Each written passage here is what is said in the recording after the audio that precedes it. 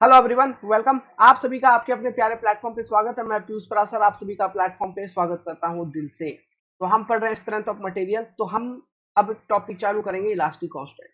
Elastic constant जैसा कि आपने सुन रखा होगा, जो कॉमनली यूज्ड नेम्स हैं, जैसे यंग्स मॉडुलस ऑफ इलास्टिसिटी जिसको हम ई कहते हैं, फिर बल्क मॉडुलस हो गया, फिर शियर मॉडुलस हो गया, या फिर मॉडुलस ऑफ रिजिडिटी जिसको हम कहते हैं, पॉइजन्स रेशियो हो गया। तो ये सारे कुछ कॉमन इलास्टिक कांस्टेंट हैं जिनके बारे में हमको पढ़ना है। ऐसे तो होते वो बहुत है, बहुत सारे हैं। अलग अलग टाइप ऑफ मटेरियल के लिए अलग अलग नंबर ऑफ इलास्टिक कांस्टेंट है। हमने आपको इससे पहले वाली क्लास में लिखवा दिया था। जैसे कि होमोजेनस एंड आइसोट्रोपिक के लिए हमको मिनिमम 2 इंडिपेंडेंट इलास्टिक कांस्टेंट चाहिए होती है to define the stress strain relationship. उसी तरह अगर मैं बोलूं आपको ऑर्थोट्रोपिक मटेरियल के लिए हमको टोटल 9 इंडिपेंडेंट इलास्टिक कांस्टेंट चाहिए होती। अगर मैं बोलूं आपको एन आइसोट्रोपिक मटेरियल के लिए तो हमको total 21 number of independent elastic constant चाहिए होती है to define the stress strain relationships, है ना। तो इलास्टिक कांस्टेंट तो है बहुत, बट जो हमारा सिलेबस कंसर्न है, our syllabus concern is with 4: Young's modulus of elasticity, shear modulus, bulk modulus, उसके बाद पॉइजन्स रेशियो। तो ये चार के बारे में हम पहले सीखते हैं, समझते हैं। और इन चारों में से भी जो दो इलास्टिक कांस्टेंट कंफ्यूज करता है, दो तो सीधा सीधा है, यंग्स मॉडुलस, शियर मॉडुलस सीधा सीधा, दो ही कंफ्यूज करता है, बल्क मॉडुलस और पॉइजन्स रेशियो। तो हम बेसिकली बल्क मॉडुलस और पॉइजन्स रेशियो के बारे में डिटेल में पढ़ेंगे। बल्क मॉडुलस के बारे में आपने और एक जगह और एक सब्जेक्ट में पढ़ रखे होंगे, फ्लूइड मैकेनिक्स में। क्योंकि बल्क मॉडुलस जो है, it is related to hydrostatic loading. ठीक है। अब हाइड्रोस्टैटिक लोडिंग क्या होता है उसका जानकारी जिक्र मैं यहां पर भी दूंगा, लेकिन इस चीज को हमने फ्लूइड मैकेनिक्स में बहुत अच्छे तरीके से देख रखा है। ठीक है, तो चलिए चालू करते हैं। Elastic constant, Young's modulus of elasticity. तो पहला इलास्टिक कांस्टेंट लिखिए, क्या होता है। इसको हम रिप्रेजेंट करते हैं ई से। It is ratio of normal stress to normal strain within elastic limit of the material. जो भी मटेरियल है उसके इलास्टिक लिमिट के विद इन जो रेशियो निकलता है normal stress upon normal strain का, उसको हम कहते हैं यंग्स मॉडुलस ऑफ इलास्टिसिटी। अच्छा, मालूम है हम ये चीज को पढ़ते हैं हुक्स लॉ के तहत। क्या? Stress is directly proportional to strain. और वो जो प्रोपोर्शनलिटी को हटाने के लिए हुक साहब ने एक कांस्टेंट को यूज किया जिसको हम कह रहे हैं ई, जिसको नाम बोल दिया गया यंग्स मॉडुलस ऑफ इलास्टिसिटी। तो हमको लगता है कि हुक साहब ने रख दिया है इस कांस्टेंट का नाम यंग्स मॉडुलस ऑफ इलास्टिसिटी। अरे नहीं रे भाई, इसका एक्सपेरिमेंट किसी दूसरे व्यक्ति ने ही किया था। ओके, यूलर साहब थे। उन्होंने 1727 में यंग्स मॉडुलस ऑफ इलास्टिसिटी की एक कांस्टेंट ऐसा कुछ होता है इसका कंसेप्ट दिया था। लेट 19th सेंचुरी में 19वीं शताब्दी में एक अंग्रेजी वैज्ञानिक थे, ओके, थॉमस यंग। उनके नाम पर जब उन्होंने कंसेप्ट को बहुत क्लैरिटी से प्रेजेंट किया, तब उनके नाम के पीछे इस कांस्टेंट का नाम दिया गया यंग्स मॉडुलस ऑफ इलास्टिसिटी। आप विकिपीडिया पे पढ़ना, बहुत अच्छे तरीके से इसका एक्सपेरिमेंट जो उन लोगों ने किया था, किस तरह से ये आइडिया जनरेट हुआ था, सारा कुछ डिटेल मेंशन्ड है। विकिपीडिया को फॉलो किया करो। इंजीनियरिंग कर रहे हो तो, साइंस से जुड़े रहना चाहते हो, खास करके इंजीनियरिंग से, तो ये सब चीज आपको जानना चाहिए कि क्या आइडिया उन लोगों ने लेके इस चीज को डिराइव किया होगा। ठीक है, तो खैर हम अभी उतना डिटेल नहीं जाएंगे, बिकॉज हमको बस एक छोटा सा एग्जाम लिखना है एई का। ओके, उतना रिसर्च करने की अभी जरूरत नहीं है अपने को। वो पीएचडी करोगे तब करने का, क्योंकि वहां जरूरत पड़ती है। मैं भी नहीं किया हूँ भाई, पीएचडी नहीं हूँ, एमटेक तक। इक्वल टू क्या है? Normal stress upon normal strain, that is your sigma upon epsilon. तो ratio of normal stress to normal strain within elastic limit is called as Young's modulus of elasticity. Clear? Complete कर लो। Second लिखो, modulus of rigidity, या फिर इसको हम कहते हैं शियर मॉडुलस। इसको रिप्रेजेंट किया जाता है ratio of shear stress upon shear strain within elastic limit. ये भी इलास्टिक लिमिट के अंदर ही। ठीक है, शियर स्ट्रेस को हम टाउ से रिप्रेजेंट करते हैं, शियर स्ट्रेन को फाई से, तो tau upon phi, this is the ratio. ठीक है, अब तीसरा रेशियो देखिए, या फिर तीसरा इलास्टिक कांस्टेंट, जो कि ये बल्क मॉडुलस ऑफ इलास्टिसिटी, या फिर इसको हम कभी कभी वॉल्यूम मॉडुलस भी कहते हैं। बल्क मॉडुलस ऑफ इलास्टिसिटी या फिर इसको हम वॉल्यूम मॉडुलस भी कहते हैं। ये क्या है, पहले इसका डेफिनेशन लिखते हैं फिर समझते हैं। बल्क मॉडुलस ऑफ इलास्टिसिटी के और volume modulus, it is ratio of, इसको हम के से रिप्रेजेंट करते हैं, इट इज रेशियो ऑफ, देखिएगा, normal stress upon volumetric strain. Normal stress मतलब सिंपली आप लिखेंगे sigma upon volumetric strain. Volumetric strain को हम लिखते हैं अपस्लाइन वी से। वॉल्यूमेट्रिक स्ट्रेन अपस्लाइन वी क्या होता है, सिंपल सी बात है, डेल्टा वी अपॉन वी होगा, that is change in volume upon original volume. Change in volume by original volume.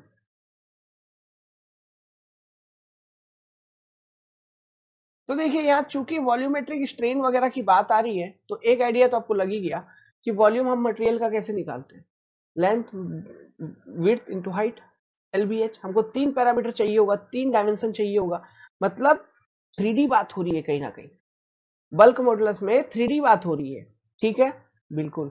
तो ये 3D एलिमेंट्स के लिए ही या फिर 3D लोडिंग सिस्टम के लिए या फिर 3D स्ट्रेस एलिमेंट्स के लिए ही बल्क मॉडुलस का कंसेप्ट यूज होता है। पहला तो ये किसके लिए, it is always used for 3D stressed element. पहला पॉइंट, एक मिनट यार, अच्छा ये तो हमने क्वेश्चन करवा रखा था, रुकिए।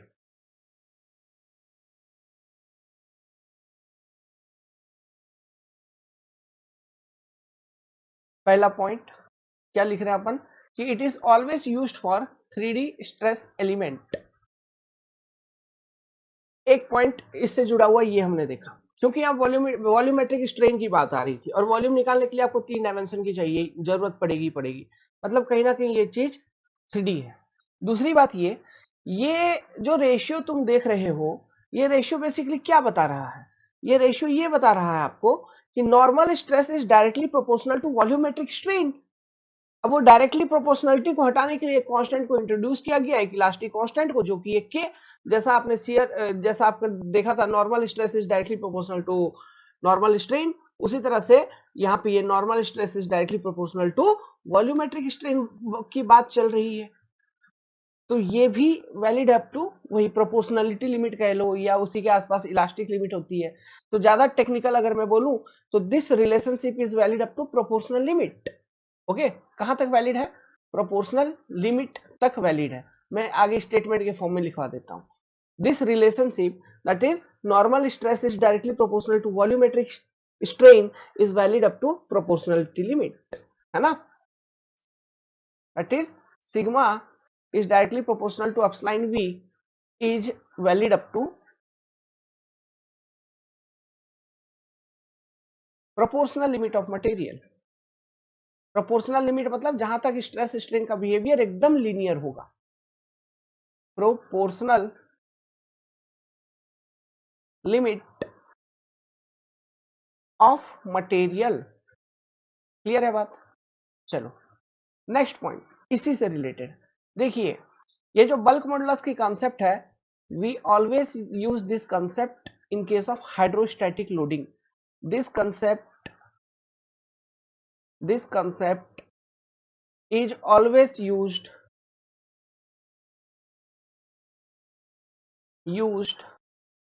in case of hydrostatic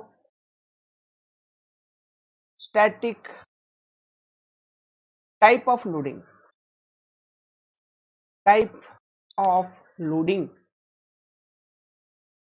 कहने का क्या मतलब है, समझो बात को।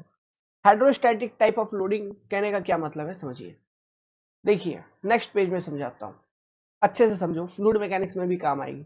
मान लो लेक है, कोई पोखर है बाबू, लेक है, या जिसको हम रिजर्वायर वगैरह भी बोलते हैं। इस लेक में कोई एक पर्टिकुलर डेप्थ पे आ जाओ, तो यहाँ पानी भरा हुआ है ना, ये सब तो पानी भरा हुआ है, तो एक पर्टिकुलर डेप्थ पे आ जाओ और यहाँ पे एक पानी के एलिमेंट को कंसिडर करो, ठीक है, तो एक 3 डायमेंशनल एलिमेंट को कंसिडर करो, पानी का एक 3D एलिमेंट को यहाँ पे कंसिडर करो, क्योंकि यहाँ पे बात ही हो रही है 3 डायमेंशनल, तो हम 3D एलिमेंट ही कंसिडर कर लेते हैं। तो मुझे ये बताओ, इस पर्टिकुलर लेवल पे इस पानी के ऊपर जो नॉर्मल स्ट्रेसेस लग रहे होंगे लेट सपोज यहाँ पे एक नॉर्मल स्ट्रेस लग रही है तो नीचे से भी ऐसे लग रही होगी, इस वाले फेस पे भी ऐसे लग रही होगी, इस वाले फेस पे भी ऐसे लग रही होगी, सामने से भी लग रही होगी, उधर से पीछे से लग रही होगी, है ना, इधर से सामने से भी लग रही होगी, ऐसा सामने से, फिर उधर पीछे से भी लग रही होगी। तो ये सारे स्ट्रेसेस के वैल्यू क्या होंगे? Sigma sigma sigma sigma sigma, सभी स्ट्रेसेस के वैल्यू सिग्मा। यहां पे मैंने दिखाया कंप्रेसिव, ये मैंने दिखाया है कंप्रेसिव, ओके। और यहां ऑब्वियसली पानी जो है, पानी वाटर का जो मॉलिक्यूल है वो हाइड्रोस्टैटिक कंप्रेशन के अंदर होगा, उस पर टेंसाइन नहीं है, क्योंकि उस पर्टिकुलर पानी के पार्टिकल के ऊपर सोचो, बहुत सारा पानी है तो वो बहुत सारे पानी का लोड उस पार्टिकल, उस पानी के मॉलिक्यूल के ऊपर आ रहा है, ऊपर से आ रहा है, साइड से आ रहा है, नीचे से आ रहा है, सब जगह से आ रहा है और सेम अमाउंट का आ रहा है, इसलिए ये हाइड्रोस्टैटिक कंप्रेशन में है। और पानी यहाँ पे स्टैटिक कंडीशन में, हाइड्रोस्टैटिक हम बोल रहे हैं, स्टैटिक कंडीशन में, उसमें कोई मूवमेंट नहीं है, कोई हलचल नहीं है, केवल नॉर्मल फोर्सेस लग रहा है। स्टैटिक कंडीशन मतलब कोई मूवमेंट या कोई हलचल नहीं होने का मतलब क्या है? शियर स्ट्रेसेस नहीं लग रहे हैं, नो शियर स्ट्रेसेस, इधर शियर स्ट्रेसेस नहीं लग रहे, क्योंकि शियर स्ट्रेसेस जब लगेगा तो वाटर फ्लो करता है, फ्लूइड मैकेनिक्स में ये कॉन्सेप्ट हमने देखा था, है ना। तो शियर स्ट्रेसेस अगर जीरो है तो फ्लूइड आपका फ्लो नहीं करेगा, तो वो हाइड्रोस्टैटिक कंप्रेशन में है, जैसा हम यहाँ पे देख रहे हैं। तो ये इसी टाइप का लोडिंग होता है, हाइड्रोस्टैटिक लोडिंग, समझे क्या? अब ये हाइड्रोस्टैटिक लोडिंग, लेकिन हम जो यहाँ पे बात कर रहे हैं ये टेंशन की भी हो सकती है या कंप्रेशन की भी हो सकती है। कंप्रेशन का एक उदाहरण मैंने आपको यहाँ पे दिखा दिया, और अगर मैं दिखाऊं, इसी एलिमेंट को बाहर निकाल के दिखाऊं हाइड्रोस्टैटिक लोडिंग क्या होता है, तो ये मान लो आपने एक एलिमेंट कंसिडर कर रहे हैं, एक मिनट रुको, मैं 3D एलिमेंट बनाता हूं एक तो, देखना, ये ऐसा हो गया, ये ऐसा हो गया, ये ऐसा हो गया, ठीक है। ये भी एक 3D जैसा दिख रहा है एलिमेंट। अब इसमें डिफरेंट एक्सिस तुम देख पाओगे। तो मान लो जैसे यहाँ पे मैंने कंप्रेशन दिखाया, मैं टेंशन के फॉर्म में दिखाता हूं, तो ये फेसेस से बाहर निकलता हुआ स्ट्रेस, इधर से बाहर निकलता हुआ स्ट्रेस, यहां से बाहर निकलता हुआ स्ट्रेस, सिग्मा सिग्मा सिग्मा, सभी स्ट्रेसेस के वैल्यू इक्वल होंगे, stress value are equal, stress value are equal, समझ गए बात को? मतलब जो भी एक्सिस, जैसे एक्स एक्सिस हो गया, ये आपका वाई एक्सिस हो गया, ये आपका जेड एक्सिस हो गया, सभी एक्सिस के अबाउट जो स्ट्रेसेस लग रहे हैं वो इक्वल होंगे। तो इस तरह की लोडिंग कंडीशन को हम कहते हैं कि ये हाइड्रोस्टैटिक लोडिंग है ना। अब ये यहाँ पे मैंने टेंशन में दिखा दिया आपको, यही चीज कंप्रेशन में भी पॉसिबल है। तो यार टेंशन कंप्रेशन दोनों की बात हो रही है, लेकिन अगर वाटर का स्पेशली बात करोगे तो लेक के अंदर कोई एक लेवल पे अगर पानी के बूंद पर कौन कौन से फोर्सेस लग रही, अच्छा ये जो सिग्मा लग रहा है ये कैसे निकालते हैं? पास्कल्स लॉ को यूज करके, रो जी एच, याद करो, ठीक है, उस कॉन्सेप्ट को हम यूज किया करते हैं, ठीक है। तो पानी के अंदर जो पार्टिकल है वो हाइड्रोस्टैटिक कंप्रेशन में रहता है, बट यहाँ बल्क मॉडुलस का जब हम कंसेप्ट या सॉलिड मैकेनिक्स के केस में अप्लाई कर रहे हैं, उसी कंसेप्ट को आगे बढ़ाते हुए, तो यहाँ पे हाइड्रोस्टैटिक टाइप ऑफ लोडिंग का जिक्र होता है, मतलब जो भी 3D एलिमेंट उसके जितने भी एक्सिस एक्स वाई जेड जो हम 3 एक्सिस कंसिडर करते हैं, उस एक्सिस के अलावा जो भी स्ट्रेसेस लग रहे हैं, चाहे वो टेंशन लग रहे हैं या कंप्रेशन लग रहे हैं, वो इक्वल होना चाहिए, ये अवधारणा है इधर, okay, this is the thing, ये hydrostatic loading, hydrostatic type of loading, तो यहाँ पे लिख देते हैं।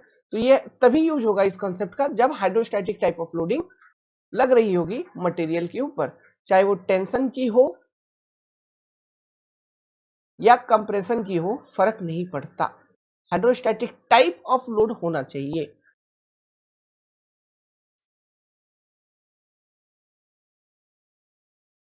और यहाँ पे आपको दिख ही रहा है 3D स्ट्रेस सिस्टम होना चाहिए, प्रोपोर्शनल लिमिट तक वैलिड है ना। तो ये कुछ 2-3 बातें, और जो रेशियो है वो रेशियो क्या है आपका, bulk modulus is equal to, bulk modulus is equal to normal stress upon volumetric strain, normal stresses upon volumetric strain, volumetric strain is equal to change in volume upon original volume. तो ये bulk modulus के concept को use करके loading वगैरह दे रखा होगा member के ऊपर, मटेरियल के ऊपर, और बल्क मॉडुलस के कंसेप्ट को यूज करवा के आपसे क्या निकलवा रहा होगा, आपसे निकलवा रहा होगा कि वॉल्यूम में कितना चेंजेस आएगा, बताओ। उस क्यूब का या उस स्फीयर का, कोई एक ऐसा कुछ दे देगा। करेंगे हम अभी एक कॉन्सेप्ट सीखेंगे, जनरलाइज्ड हुक्स लॉ। ठीक है, हुक्स लॉ तो हमने देखा, फिर उसका हुक्स लॉ का एक जनरलाइज्ड वर्जन को हम देखेंगे। ठीक है, फिर उसका एप्लीकेशंस को देखेंगे, तब सारा कुछ समझ में आ रहा होगा आपको। जब और दो चार अलग अलग तरह के क्वेश्चंस को सॉल्व करेंगे तब आपको समझ में आ रहा होगा कि किस तरह से, किस तरह के कंडीशंस में इस क्वेश्चन को यूज करते हैं, बाकी इस कॉन्सेप्ट को यूज करते हैं। बाकी आप कंडीशंस तो देख ही रहे हो, 3D सिस्टम होना चाहिए, stress system, hydrostatic type of loading होना चाहिए, टेंशन का हो या कंप्रेशन का फर्क नहीं पड़ता, और ये रेशियो क्या है, normal stress upon volumetric strain, this is the ratio. Clear है? हाइड्रोस्टैटिक लोडिंग के बारे में भी एक सेंटेंस अगर लिखना है तो लिख लीजिए। कहां पे लिखेंगे, यहां पर मैं लिखवाता हूं। ठीक है, हाइड्रोस्टैटिक लोडिंग को अलग से करके अगर लिखना है तो एक स्टार पॉइंट डाल के, ये जहां पे डायग्राम बनाया आपने वहीं पर लिख लीजिए, load acting in same direction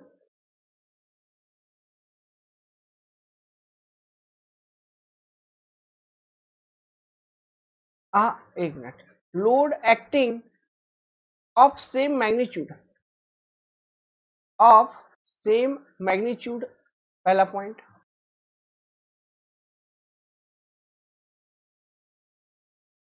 and same nature.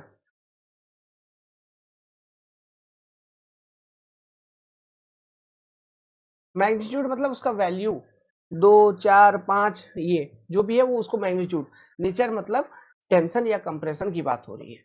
Nature मतलब किसकी बात हो रही है, या फिर टेंशन या फिर कंप्रेशन। और मैग्नीट्यूड मतलब 2 2 2, 3 3 3, 4 4 4, this is your magnitude. Clear हो गया बात? ठीक। अब चलो पढ़ते हैं नेक्स्ट इलास्टिक कांस्टेंट जो कि इंपॉर्टेंट है, जिसको हम कहते हैं पॉइजन्स रेशियो। ठीक है, वो क्या होता है समझते हैं। पॉइजन्स रेशियो, इसको डिफाइन किया जाता है दो सिंबल से, न्यू या म्यू। मैं जो यहाँ लिखा हूं ये लिखा हूं म्यू, न्यू वी जैसा होता है। ठीक है, ये मैंने लिखा है म्यू, तो मैं जनरली म्यू लिखता हूं क्योंकि स्टैंडर्ड टेक्स्ट बुक में भी म्यू लिखा जाता है। क्लियर है? चलो, क्या डेफिनेशन होता है, it is ratio of lateral strain, lateral strain, सब कुछ विद इन इलास्टिक लिमिट है। याद रखना, सारा जितना भी रेशियो का बात कर रहा हूं सब विद इन इलास्टिक लिमिट है। Ratio of lateral strain upon longitudinal strain, longitudinal strain. यहां पे थोड़ा सा समझने वाली बात है, क्या है मैं बताऊंगा, लेकिन उससे पहले एक चीज और देख लो।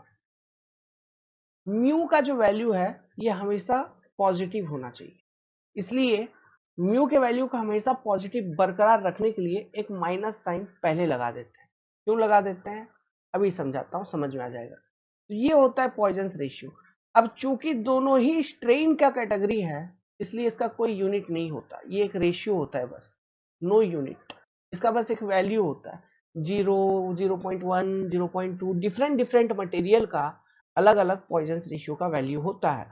वो भी हमें याद करने की कंटेंट है हमारे पास, क्योंकि एग्जाम में वो वहां से भी क्वेश्चन प्रश्न पूछे जाते हैं। पॉइजन्स रेशियो का वैल्यू क्या है, कंक्रीट के लिए, कॉर्क के लिए, थर्मोसेटिंग प्लास्टिक के लिए, है ना, स्टील का कितना रेंज होता है, माइल्ड स्टील का क्या होता है, ये सब प्लास्टिक मटेरियल का, परफेक्टली प्लास्टिक मटेरियल का पॉइजन्स रेशियो क्या होता है, ये सबसे ऑब्जेक्टिव क्वेश्चन बनते हैं डेटाबेस। ठीक है, तो वो चीज भी लिखवाएंगे, लेकिन उससे पहले इसका कंसेप्ट को समझिए। Lateral strain upon longitudinal strain.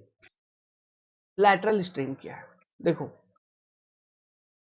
जैसे एक कैलकुलेटर है, कैलकुलेटर का कितना कितना डायरेक्शन, एक डायरेक्शन अलोंग द लेंथ देख रहे हो, एक थिकनेस इसका देख रहे हो, एक इसका चौड़ाई देख रहे हो, एक इसका लंबाई देख रहे हो ना, एक इसका चौड़ाई देख रहे हो, एक इसका मोटाई देख रहे हो, थिकनेस। लेट सपोज मैंने लोड लगाया है इस पर्टिकुलर डायरेक्शन में, लंबाई के अलोंग लोड लगाया, जो भी मैंने लोड लगाया है वो लंबाई के अलोंग लगाया है, अलोंग द लेंथ मैंने अपना लोड लगाया है, तो उसके कारण कि अब लोड का नेचर भी डिफाइन कर दो। लेट्स सपोज कि हमने लगाया टेंसाइल नेचर ऑफ लोडिंग, तो टेंसाइल लोड लगाने के कारण टेंसाइल स्ट्रेसेस डेवलप होंगे, जिस कारण से क्या होगा, इसमें स्ट्रेन डेवलप होगी along that direction of loading. Strain आएगा, स्ट्रेनिंग आएगा लेंथ के अलोंग, मतलब जिस डायरेक्शन में लोड लगाए हो उसी डायरेक्शन में स्ट्रेन आ रही है। तो ये जो स्ट्रेन है इसको हम बोल रहे हैं लॉन्गिट्यूडनल स्ट्रेन। इसको क्या बोल रहे हैं? लॉन्गिट्यूडनल स्ट्रेन, नीचे वाला अपस्लाइन एल। मतलब इसका अगर शॉर्ट फॉर्म में लिखूं मैं, इसको लिखते हैं minus epsilon L T by, एक minute, minus epsilon L T by epsilon L, simply lateral upon longitudinal, इस तरह से लिखा जाता है। तो देखो यहाँ पे हुआ क्या, बेसिकली यहाँ पे हुआ ये कि इस कैलकुलेटर की लेंथ बढ़ी। तो कैलकुलेटर की जब लेंथ बढ़ेगी, क्योंकि टेंसाइल लोडिंग लगा रखा था, तब एट द सेम टाइम होगा क्या, जो इसका क्रॉस सेक्शन एरिया है वो तो रिड्यूस होगा, इसका थिकनेस कमेगा, इसका विड्थ कमेगा, है ना। तो ओरिजिनल मतलब change in thickness by original thickness, ये हो गया आपका लैटरल स्ट्रेन। या फिर change in width by original width, ये हो गया लैटरल स्ट्रेन। मतलब जिस डायरेक्शन में तुम्हारा लोडिंग है उस डायरेक्शन में जो स्ट्रेन है वो है तुम्हारा लॉन्गिट्यूडनल स्ट्रेन। गौर करने वाली बात है मेरे पॉइंट, क्योंकि ये वाला जो पॉइंट है इसको मैं अभी जो जनरलाइज्ड हुक्स लॉ बताऊंगा वहां पे यूज करूंगा। क्या बता रहा हूं, सुनना ध्यान से। जिस डायरेक्शन में मेरा लोड है उस डायरेक्शन का जो स्ट्रेन है उसको मैं कह रहा हूं लॉन्गिट्यूडनल स्ट्रेन। बाकी तुम दूसरा डायरेक्शन देखोगे, उस डायरेक्शन में जो स्ट्रेन दिखेगा, जैसे यहाँ थिकनेस और विड्थ, मतलब सॉरी, ये थिकनेस और विड्थ में रिडक्शन के कारण जो स्ट्रेन्स आपको दिखने को मिल रहे हैं, those are your lateral strains. समझ गए बात को? ठीक है।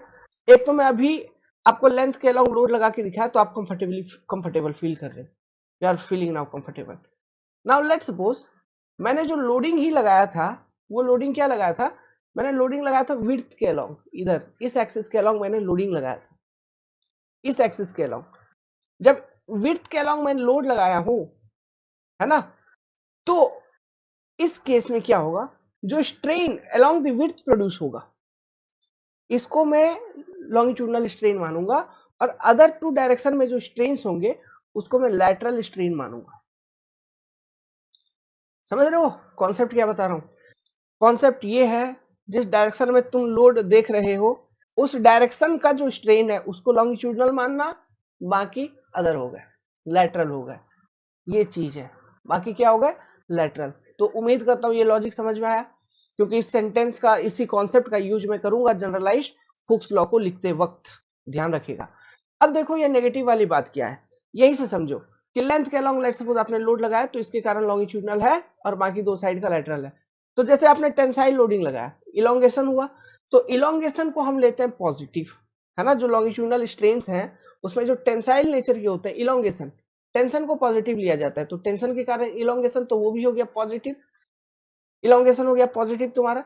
लेकिन लैटरल में क्या हो रहा है, डिक्रीज हो रहा है ना, लैटरल स्ट्रेन नेगेटिव साइड में जा रही है, डिक्रीज हो रहा है। क्यों? लेंथ जब तुम्हारी बढ़ रही है तो क्या हो रहा है, ये तुम्हारा जो थिकनेस है वो डिक्रीज हो रहा है, या विड्थ वो डिक्रीज हो रहा है, क्रॉस सेक्शन एरिया डिक्रीज हो रहा है। तो डिक्रीज हो रहा है तो लैटरल स्ट्रेन जो है वो तुम्हारा गया नेगेटिव में, लैटरल स्ट्रेन तुम्हारा गया माइनस में। अब इसलिए अगर हम पहले से एक माइनस लगा देंगे तो माइनस माइनस क्या हो जाएगा, ये प्लस, और नीचे पहले से प्लस है ही, तो ओवरऑल रेशियो जो निकल के आएगी वो पॉजिटिव में आएगी। तो अच्छा, तो ये सेम चीज सर कंप्रेशन में करके दिखाओ मेरे को। अरे बाबू, कंप्रेशन में करेंगे, ठीक है। कंप्रेशन में क्या होगा, कंप्रेसिव लोड लगाओ तो कॉन्ट्रैक्शन आएगी मेंबर में लॉन्गिट्यूडनल डायरेक्शन में, तो लॉन्गिट्यूडनल डायरेक्शन में जो कॉन्ट्रैक्शन आ रही है उसको नेगेटिव ले लेंगे। मतलब उस केस में जो अपस्लाइन एल है वो तुम्हारा हो जाएगा माइनस में, और कंप्रेशन किए हो तो एरिया वगैरह, मतलब area cross section area increase होगा, मतलब थिकनेस इंक्रीज हो रहा है, हो सकता है विड्थ भी इंक्रीज हो रहा हो, तो लैटरल स्ट्रेन तुम्हारी पॉजिटिव है। लैटरल स्ट्रेन कैसी है, पॉजिटिव है, कोई बात नहीं। लेकिन ऊपर हम पहले से माइनस लगा के रखे हैं तो लैटरल स्ट्रेन को पॉजिटिव में ही लिखेंगे, ऊपर पहले से माइनस लगा के रखे हैं। लेकिन नीचे जो अपस्लाइन एल है वो नेगेटिव में चला गया, तो ऊपर ऊपर माइनस नीचे माइनस, खत्म, तो overall value again it will come to be positive. समझ में आया माइनस लगाने का कॉन्सेप्ट किया था, ठीक है। That was the logic behind writing minus in front of the formula. Okay, तो उम्मीद करता हूं आपको ये पॉइजन्स रेशियो समझ में आ गया होगा। Poisson's ratio is what, it is ratio of lateral strain upon longitudinal strain. Lateral strain कहने का मतलब है जिस डायरेक्शन का लोड के करस्पॉन्डिंग आप अभी एनालिसिस कर रहे हो, ऐसा समझना कि आप कोई एनालिसिस कर रहे हो और जो भी तुम्हारा लोड का डायरेक्शन है, जो भी एक्सिस के अलोंग तुम लोडिंग को कंसिडर कर रखा है, मेन लोडिंग को, उस लोडिंग के अलोंग जो भी स्ट्रेन है उसको लॉन्गिट्यूडनल लेने का, बाकी जो अदर एक्सिस है उसके अलोंग जो स्ट्रेन्स है उसको लैटरल कंसिडर करने का। बस इतना ध्यान रखना, ये है बेसिक की पॉइंट। और ऐसे इन जनरल समझने के लिए हम समझ लेते हैं कि लेंथ के अलोंग हो रहा है तो लॉन्गिट्यूडनल बोल देते हैं, और विड्थ और थिकनेस के अलोंग हो रहा है तो, या डायमीटर चेंज हो रही है तो उसको हम लैटरल बोल देते हैं। सही बात है, वो भी सही बात है। अगर डायमीटर चेंज हो रही है तो तुम उसको लैटरल बोल दोगे, ठीक है। ये जनरली होता है, लेकिन जब हम फॉर्मूला डिराइव करते हैं तो सोचने का तरीका हमारा और कुछ होता है, और वो क्या है जो मैंने बोला, in direction of stress the strain are considered as longitudinal. ये स्टेटमेंट ध्यान रखना, in direction of stress the strains are considered to be longitudinal because this statement is used while deriving formula, advanced formula, generalized Hooke's law concept, जो कि आगे देखेंगे। ठीक है, यहां लिखिए, इसका रेंज लिखिए। देखिए इसका रेंज नेगेटिव में भी रहता है, ठीक है। इसका रेंज जो यूनिवर्सल रेंज है, मतलब अगर दुनिया में जितने भी तरह का मटेरियल आज तक देखा गया है, सभी मटेरियल के लिए अगर पॉइजन रेशियो का वैल्यू देखा जाए तो वो माइनस में भी रहता है। पॉइजन रेशियो कुछ मटेरियल के लिए बताऊंगा उसके बारे में, किसके लिए रहता है, -1 to 0.5 तक रहता है। बट हम अपना स्ट्रेंथ ऑफ मटेरियल का जो स्टडी है, अपना जो सब्जेक्ट है, इसमें जो रेंज हम कंसिडर करते हैं इन सोम, पॉइजन रेशियो का रेंज हम लेते हैं मटेरियल का 0 to 0.5। क्लियर है? अब देखो कुछ स्टैंडर्ड वैल्यूज आपको बताता हूं जो कि याद रखना है। स्टैंडर्ड वैल्यू देखो, ये बहुत फेमस एग्जांपल है, कॉर्क। ठीक है, कॉर्क किधर यूज होता है? देखो यार, हम लोग का कहाँ उतना बड़ा क्रिकेटर सब चैंपियन जब जीतता है तो चैंपियन मारता है, बोलता है चैंपियन, तो वो जो खोलते हैं ना, वो जो बटन टाइप का रहता है बोतल से, उसको कॉर्क बोलते हैं। जब कॉर्क खुलता है तब देख रहे हो चैंपियन क्या प्रेशर के साथ मस्त झनझनाते हुए ऊपर निकलता है, और वो लोग ऐसे हिलाता है पूरा दारू को। गलत बात है यार, नहीं करना चाहिए, लेकिन क्या करोगे, अमीरों के चोचले अलग होते हैं, है ना। तो वो जो कॉर्क है, उस कॉर्क का पॉइजन रेशियो होता है 0। क्यों होता है 0? लॉजिक दूंगा। ग्लास का पॉइजन रेशियो होता है लगभग 0.05। अरे कंक्रीट का लगभग होता है 0.1 से लेके 0.2 तक।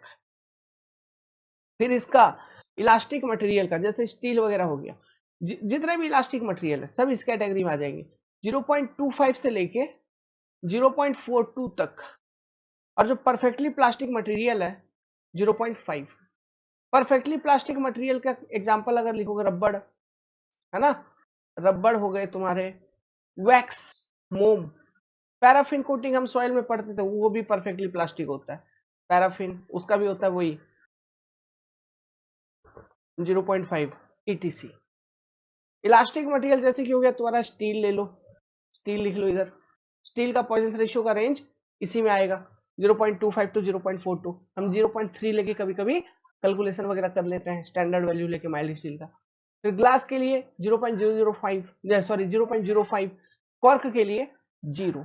तो ये वैल्यू याद रखना, किसी का भी वैल्यू आपको एग्जाम में पूछ लेगा, पूछते हैं बाबू, पूछते हैं, ठीक है। याद रखना है। बोलो सर इतना छोटा छोटा डेटा रखना है याद, ठीक है, हमें याद रखना है, हम रखेंगे। चलो, कॉर्क के लिए 0 पॉइजन रेशियो का एक बड़ा इंटरेस्टिंग सा बात है। क्या बात है उसको समझते हैं।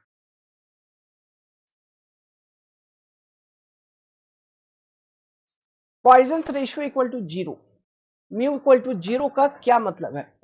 इसका सिग्निफिकेंस समझने से पहले आप यहां पे एक चीज समझे कि नहीं, एक चीज पॉइंट आउट किए कि नहीं।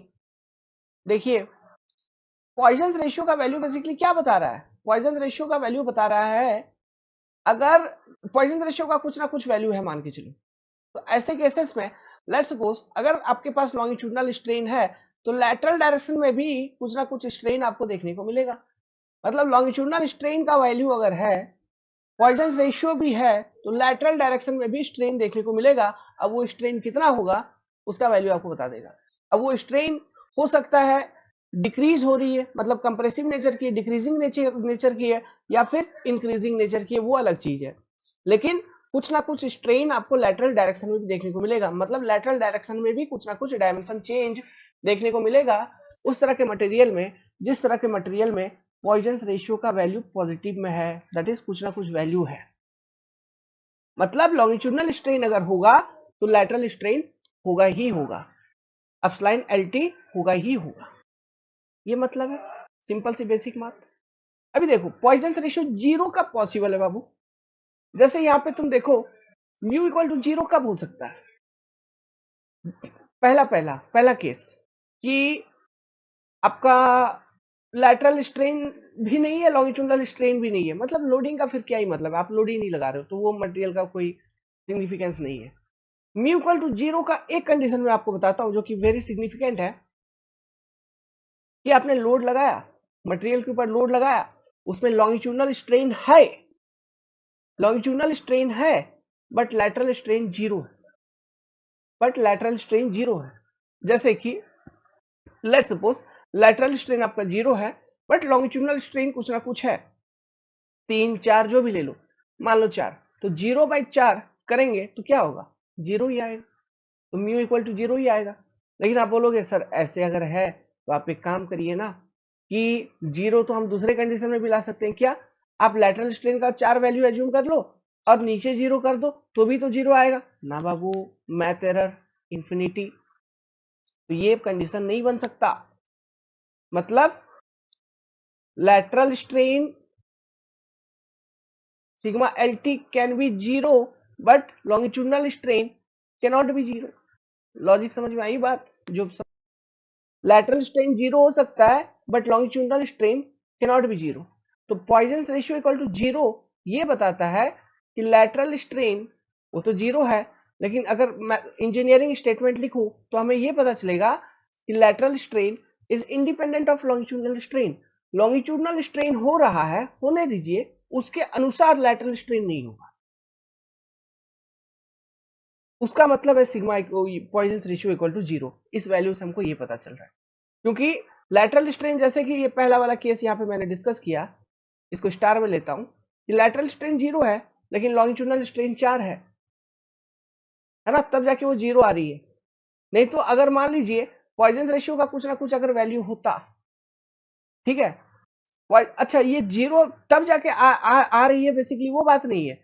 एक्चुअली उस मटेरियल के लिए पॉइजन रेशियो का ही वैल्यू जीरो है, इसलिए 0 × 4 जब हम कर रहे हैं, इन दोनों को जब मल्टीप्लाई कर रहे हैं 0 × 4, तब जाके ये वैल्यू कहीं ना कहीं आपको लैटरल स्ट्रेन का जीरो देखने को मिल रहा है ना, अपस्लाइन एलटी का वैल्यू जीरो देखने को मिल रहा है।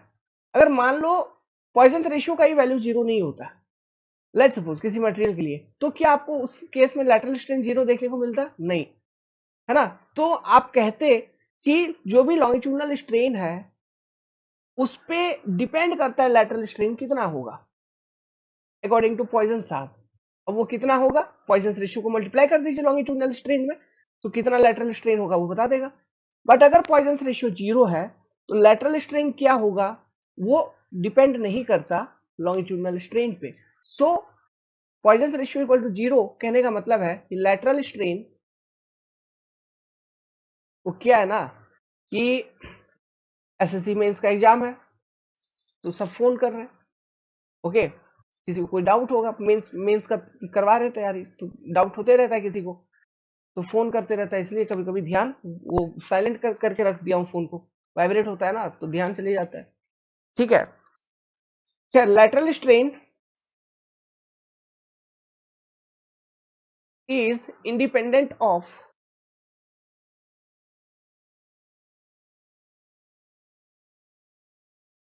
लॉन्गिट्यूडनल स्ट्रेन, ये सिग्निफिकेंस निकलता है Poisson ratio equal to zero होने का। ट्यूडिनल स्ट्रेन, अभी कॉर्क में, सैंपियन का कॉर्क में, सैंपियन बोतल का कॉर्क में इस तरह का सैंपियन बोतल होता है, ठीक है, चलो थोड़ा डिजाइनर सैंपियन बोतल बना दिए, तिहाड़ी डिजाइनर सैंपियन बोतल, समझ रहे हो बात को, किधर मार रहा हूँ कटास, तिहाड़ी डिजिटल सैम्पियन नहीं, तिहाड़ी डिजाइनर सैम्पियन बॉटल, ये है आपका सैम्पियन बॉटल। इसमें एक प्रेशर के साथ, है ना, सैम्पियन को भरा जाता है, एक पर्टिकुलर एक फ्लूइड प्रेशर के साथ सैम्पियन को भरा जाता है, पानी नहीं सैम्पियन है। अब सैम्पियन को भरने के बाद इसका जो भी ओपनिंग है, उसका जो भी डायामीटर है, उस डायामीटर को थोड़ा, उस डायमीटर से थोड़ा बड़ा साइज का कॉर्क लेके, ताकि एक टाइटली फिट हो जाए, है ना, और सैम्पियन बाहर नहीं निकले, हम यहाँ पे लगा देते हैं। एक कॉर्क फिट कर दिया, ठीक है, एक कॉर्क अपन फिट कर देते हैं। इसी कॉर्क को निकालने के लिए ना ऊपर वो थंब के आसपास ऐसे होल दिया रहता है, जिसमें प्रेस करके आदमी ऐसे फोर्स लगा के कॉर्क को निकालता है, तब सैम्पियन बाहर निकलती है, जो क्योंकि उसमें प्रेशर है पहले से, है ना, वो प्रेशर के साथ सैम्पियन आपका बाहर निकल रही होती है। तो देखो, इस कॉर्क का पॉइजन रेशियो 0 हमने रखा, क्यों रखा? फ्लूइड तो यहां पे प्रेशर लगा रहा है ना, क्योंकि फ्लूइड प्रेशर में है ना, तो फ्लूइड तो कॉर्क के ऊपर प्रेशर लगा रहा है, तो लॉन्गिट्यूडनल स्ट्रेन तो है किसमें? कॉर्क में। इसमें इस कॉर्क का ये फ्लूइड प्रेशर है, this is your fluid pressure जो अप्लाई कर रहा है कॉर्क के ऊपर, ये आपका सैम्पियन फ्लूइड प्रेशर, है ना, लॉन्गिट्यूडनल डायरेक्शन में, लॉन्गिट्यूडिनल डायरेक्शन में।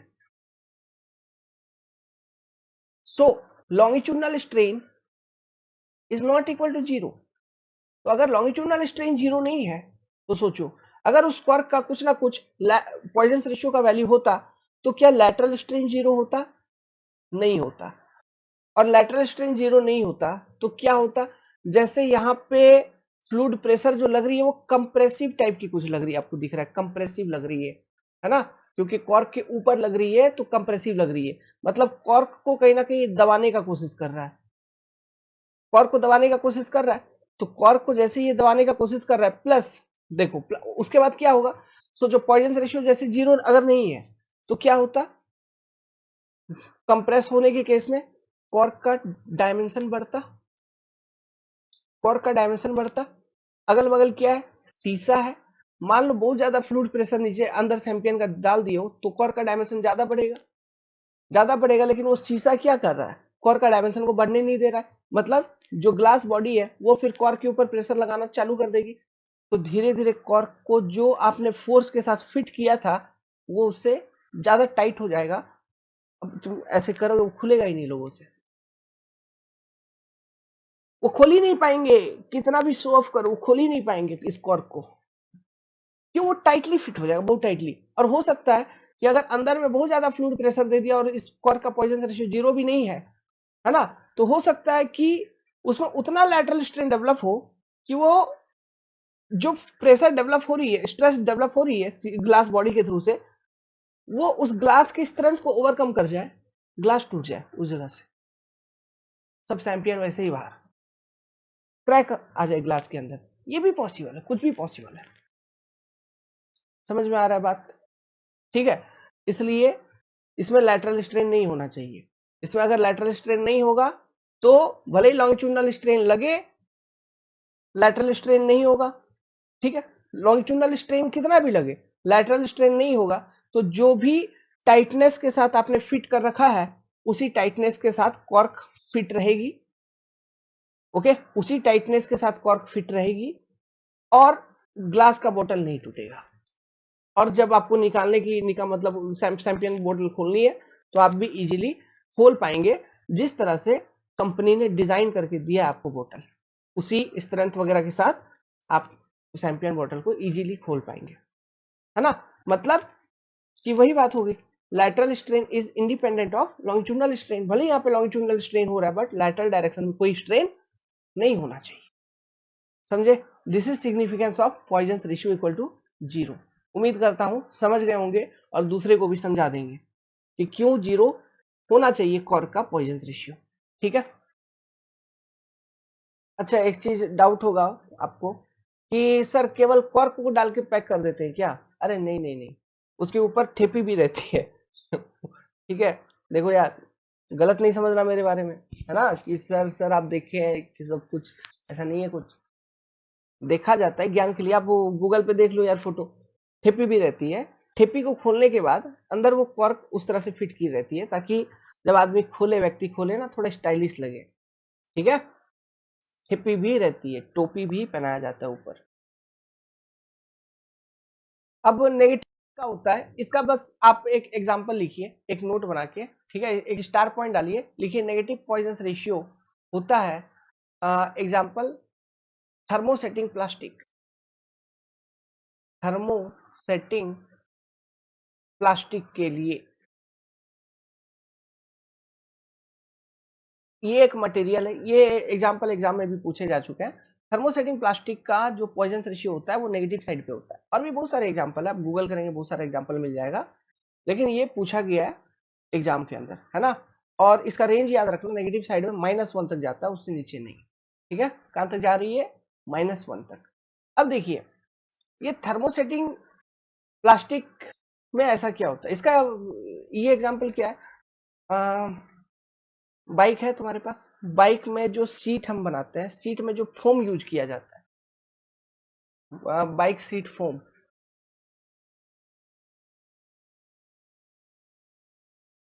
इस तरह का कुछ होता है ये थर्मोसेटिंग प्लास्टिक। इसमें इस तरह के मटेरियल में वॉइड्स ज्यादा होते हैं, लार्ज वॉइड होते हैं। देखो फोम में कितना सारा वॉइड है ना, स्पॉन्जी वॉइड, तो लार्ज वॉइड होते हैं। लार्ज वॉइड होने के कारण जो स्ट्रेन होते हैं, जो स्ट्रेन्स प्रोड्यूस हो रहे हैं ड्यू टू लोडिंग, वो जो भी डायरेक्शन में प्रोड्यूस हो रहा है वो सेम ही डायरेक्शन में प्रोड्यूस हो रहा है, मतलब इंक्रीजिंग इंक्रीजिंग तो increasing increasing, strain are same. Longitudinal strain जिस नेचर का, वही नेचर का लेटरल स्ट्रेन भी होने लगता है, इसलिए वो वैल्यू नेगेटिव की नेगेटिव रह जाती है, पॉजिटिव में कन्वर्ट नहीं होती है।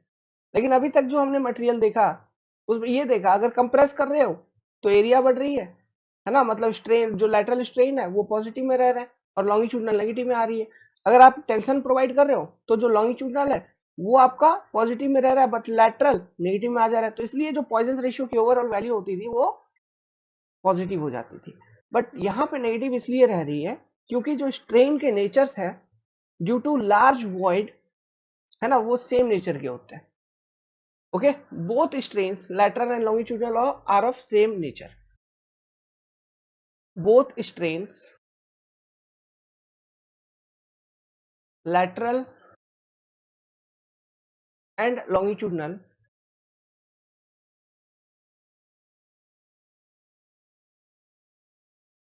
नेचर लिखने से अच्छा वर्ड होगा direction. Both strain lateral and longitudinal are in same direction.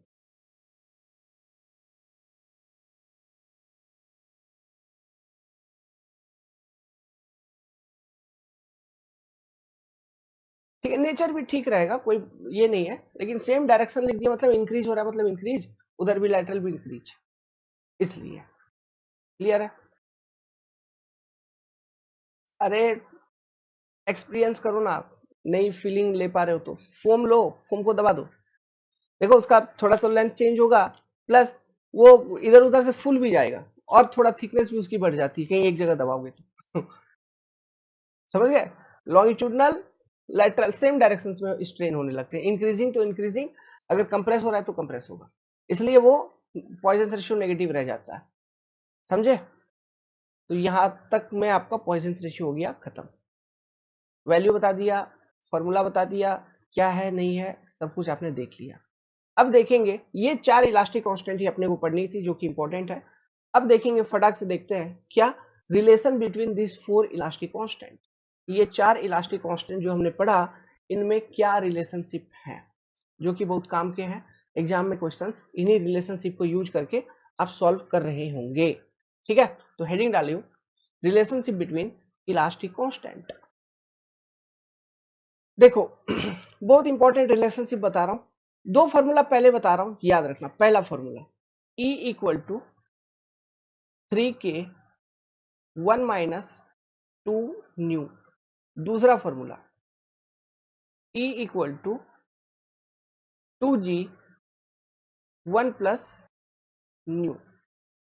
Very important, ये दो फॉर्मूला पेरेंट फॉर्मूला है ऐसा मान के चलो।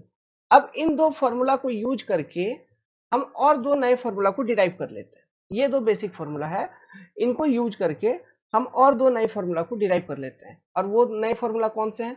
तीसरा नया फॉर्मूला मैं आपको बता रहा हूं, E equal to 9 kg by 3k plus G. चौथा फॉर्मूला क्या आपका, mu equal to 3k minus 2g by 6k plus 2g। याद रखना ये फॉर्मूला, ठीक है। रिमेंबर स्टार पॉइंट 1 2 3 4 5 स्टार याद रखना है, ठीक है, कुछ नहीं है, इसको याद रखना है। अभी बेसिकली आप ऊपर वाले दो फॉर्मूले को याद रखिए, ठीक है, और नीचे वाले जो दो फॉर्मूले हैं आप ऊपर वाले दो फॉर्मूले को यूज करके डिराइव कर लोगे। क्या करना है, कुछ नहीं करो। जैसे अपने को यहाँ पे क्या निकालनी है, अपने को यहाँ पे निकालनी है E इक्वल टू, जैसे यहाँ पे क्या निकालनी है, एक काम करो, जैसे ऊपर वाला जो दो फॉर्मूला है उसमें हम एक काम करते हैं, जैसे यहाँ पे E equal to 2g 1 plus nu है और ऊपर वाले फॉर्मूले से E equal to 3k 1 plus 2 nu है, तो आप सब्स्टिट्यूट कर दो ना, इक्वल कर दो 3k 1 minus 2 nu equal to 2g 1 plus nu. अब ये पूरे फॉर्मूले से E गायब हो गया, तो ऑब्वियस सी बात है ये आपको, आप इसको अरेंज करिए, चौथा फॉर्मूला दे देगा। समझे, इस तरह से। ओके, अब मान लो अब इनमें से कोई फॉर्मूला निकालना है, मतलब तीसरा फॉर्मूला निकालना है, तो तीसरा फॉर्मूला में देखो म्यू नहीं है, म्यू नहीं है, तो एक काम करो, जो ऊपर वाला दो फॉर्मूला है उनमें से डिराइव करके देखो यार, अरेंज करके आ जाएगा। जो ऊपर वाला दो फॉर्मूला है उसमें से एक काम करो, किसी एक फॉर्मूला से म्यू का वैल्यू निकाल लो। जैसे पहला वाला इक्वेशन को यूज करूंगा तो वहां से म्यू का वैल्यू निकाल लूंगा, म्यू का वैल्यू पहले वाले इक्वेशन से निकाल के दूसरे वाले में म्यू पुट करके सिंप्लीफाई कर दूंगा तो तीसरा वाला इक्वेशन आ जाएगा। या फिर ये जो दूसरा वाला इक्वेशन है यहाँ से म्यू का वैल्यू निकाल लूंगा, म्यू का वैल्यू निकाल के पहले वाले इक्वेशन में पुट करके सिंप्लीफाई कर दूंगा तो तीसरा वाला इक्वेशन आ जाएगा। मतलब ये ऊपर वाले दो फॉर्मूले से नीचे वाले दो फॉर्मूले आप डिराइव कर लोगे, ठीक है। तो लेकिन हाँ, अगर मैं एग्जाम ओरिएंटेड बात करूं तो चारों फॉर्मूला को एज इट इज रट लो। ये सब चीज आपका शॉर्ट नोट्स में जाना चाहिए। हजारों क्वेश्चन पूछे हैं, आप देखोगे यूथ कंपटीशन की किताब, एसएससी जेई की किताब, एई जेई की किताब, गेट वाली किताब, गेट में भी इंजीनियरिंग सर्विस वाली किताब, गुप्ता, खुरमी, जितने भी किताब आप सोच पा रहे हो सभी में इस वाले फॉर्मूले पर बेस्ड बहुत सारे हजारों क्वेश्चन मिल जाएंगे, सब किताब को मिला के बहुत सारे एग्जाम में पूछे गए हैं, पूछे जाने वाले सवाल हैं, रेपिटेटिव टाइप ऑफ कॉन्सेप्ट है यहाँ से, है ना। तो ये चारों का चारों फॉर्मूला आप याद कर लीजिए, very important, make a note and remember it. अब चलिए नया हेडिंग डालिए, वो खत्म हुआ, generalised Hooke's law, very important concept है ना, इस कॉन्सेप्ट को समझिएगा अच्छे से। यहाँ एक फॉर्मूला का डेरिवेशन करवाऊंगा मैं, इसको समझिएगा, जनरलाइज्ड हुक्स लॉ। जो नोट मैंने यहाँ पे दिखाया इससे थोड़ा देर समय पहले हम इसके बारे में ही डिस्कस कर रहे थे, नोट पढ़ो समझ में आ जाएगा। इन केस ऑफ फोर्स और stress, in case of what, force और stress, longitudinal direction is that direction, जब पॉइजन रेशियो डिस्कस कर रहे थे, नहीं कर रहे थे ये सब बात, longitudinal direction is that direction in which force और स्ट्रेस इज अप्लाइड। मतलब जब भी हम एनालिसिस करेंगे, कर रहे होंगे, हम लॉन्गिट्यूडनल डायरेक्शन को कौन सा डायरेक्शन को लॉन्गिट्यूडनल कंसीडर करेंगे, वही डायरेक्शन जिस डायरेक्शन में स्ट्रेस लग रही होगी वही डायरेक्शन आपकी लॉन्गिट्यूडनल होगी, बाकी जो डायरेक्शंस हो रहे होंगे वो लैटरल डायरेक्शन हो रहे होंगे, ठीक है। इस पॉइंट को ध्यान में रखिएगा, इसको ध्यान में रखते हुए एक डेरिवेशन करते हैं। यहाँ पे सुपरपोजिशन प्रिंसिपल वगैरह की भी यूज हो रही होगी। एक मान लो 3 डायमेंशनल स्ट्रेस एलिमेंट है, 3D स्ट्रेस एलिमेंट हम कंसिडर करते हैं, जनरली एक क्यूब है, मान लो एक 3D स्ट्रेस एलिमेंट है, दिस इज ए क्यूब। अब इसका 3 डायरेक्शन आपको दिख रहा है, कौन कौन सा, यहाँ पे अगर कोऑर्डिनेट डायरेक्शंस में दिखाऊं, ये हो गया एक्स एक्सिस, ये हो गया वाई एक्सिस, ये हो गया जेड एक्सिस। तो एक्स एक्सिस मतलब ये, लेट्स सपोज इसके अलोंग जो स्ट्रेस लग रही है वो लग रही है सिग्मा एक्स, वाई एक्सिस मतलब ये, इसके अलोंग जो स्ट्रेस लग रही है सिग्मा वाई। जेड एक्सिस मतलब ये, इसके अलॉन्ग जो स्ट्रेस लग रही है वो मान लो लग रही है सिग्मा जेड। अब आपको मालूम है ये मैंने इस तरफ दिखाए हैं फोटो, इसके अपोजिट साइड में भी लग रहे होंगे, है ना, जैसे सिग्मा वाई ऊपर लग रहा है तो सिग्मा वाई नीचे भी लग रहा होगा सेम। और देखो उसी तरह से सिग्मा एक्स इधर भी लग रही होगी, सिग्मा जेड पीछे भी लग रही होगी, समझ रहे हो ना, ये पहलू है। मतलब ये जो बॉडी है इस पे टेंसाइल स्ट्रेस मैंने कंसिडर किया है। एक एक पॉइंट इंपॉर्टेंट है, जितना चाहिए उतना ही बताऊंगा, है ना, तो ध्यान से सुनना। इस पे टेंसाइल स्ट्रेस मैंने लगा रखा है, टेंसाइल स्ट्रेस लगा रखा है इस पूरे एलिमेंट के ऊपर। मेरा इंटरेस्ट क्या है, ये मैंने क्यों लगाया, अब मेरा इंटरेस्ट क्या है, मेरा इंटरेस्ट ये है कि जैसे यहाँ पे 3 डायरेक्शन है एक्स वाई जेड, और तीनों डायरेक्शन के अलोंग स्ट्रेस लगे हैं टेंसाइल नेचर के, sigma x sigma y and sigma Z के, जेड मैग्नीट्यूड का। अब इसका मैग्नीट्यूड अलग अलग हो सकता है, सिग्मा एक्स का कुछ वैल्यू हो सकता है, सिग्मा वाई का कुछ वैल्यू हो सकता है, सिग्मा जेड का कोई वैल्यू हो सकता है, लेकिन वो टेंसाइल नेचर के हैं, 3 अलग अलग एक्सिस के अबाउट लग रहे हैं इस 3D एलिमेंट के ऊपर। बात यहां तक है, ठीक है। अब मेरा इंटरेस्ट क्या है, मेरा इंटरेस्ट है कि मुझे स्ट्रेन निकालना है, स्ट्रेन बताना है एक्स एक्सिस के along, that is epsilon X का क्या वैल्यू हो रहा होगा, स्ट्रेन बताना है वाई एक्सिस के अलोंग, दैट इज अपस्लाइन, यहां पे लिखता हूं अपस्लाइन वाई का क्या वैल्यू हो रहा होगा। स्ट्रेन निकालना है जेड एक्सिस के along, that is epsilon Z का क्या वैल्यू हो रहा होगा। मुझे 3 डायरेक्शन में 3 अलग अलग स्ट्रेन निकालने हैं, अपस्लाइन एक्स बतानी है, अपस्लाइन वाई बतानी है, टोटल अपस्लाइन जेड बतानी है, ठीक है। चलो हम किसी एक को निकालते हैं, ओके, प्रोसेस पूरा समझ में आ जाएगा। लेट्स सपोज मुझे निकालनी है स्ट्रेन, टोटल स्ट्रेन जो है along X direction, that is epsilon X का वैल्यू मेरे को बताना है, अपस्लाइन एक्स टोटल कितना होगा, स्ट्रेन कितना होगा। तो अब सोचो जो एक्स डायरेक्शन में इस मटेरियल में स्ट्रेन होगी, एक तो ये बात तो क्लियर है सिग्मा एक्स के कारण होगा, सिग्मा एक्स के कारण होगा, सिग्मा एक्स का डायरेक्ट इफेक्ट होगा उस डायरेक्शन में। और सिग्मा एक्स के कारण कितना स्ट्रेन देखने को मिल रहा होगा, सिग्मा एक्स के कारण जो स्ट्रेन देखने को मिल रहा होगा वो मिल रहा होगा सिग्मा एक्स अपॉन ई, सीधा सीधा बात है ना, stress is directly proportional to strain, तो stress equal to E into strain, तो strain equal to sigma by E, तो सीधा सीधा हमने निकाल लिया normal stress normal strain, that is normal strain in x direction, क्योंकि ये सिग्मा एक्स जो है ये नॉर्मल स्ट्रेसेस है ना। What is this, this is your normal strain, sorry normal stress. और ये जो हम निकाल रहे हैं ये नॉर्मल स्ट्रेन निकाल रहे हैं, किस तरह का स्ट्रेन निकाल रहे हैं, we are finding normal strain, generalised Hooke's law, Hooke's law है मतलब नॉर्मल स्ट्रेस स्ट्रेन से रिलेटेड है, यहाँ पे हम नॉर्मल स्ट्रेन को फाइंड आउट कर रहे हैं, नॉर्मल स्ट्रेन, ठीक है।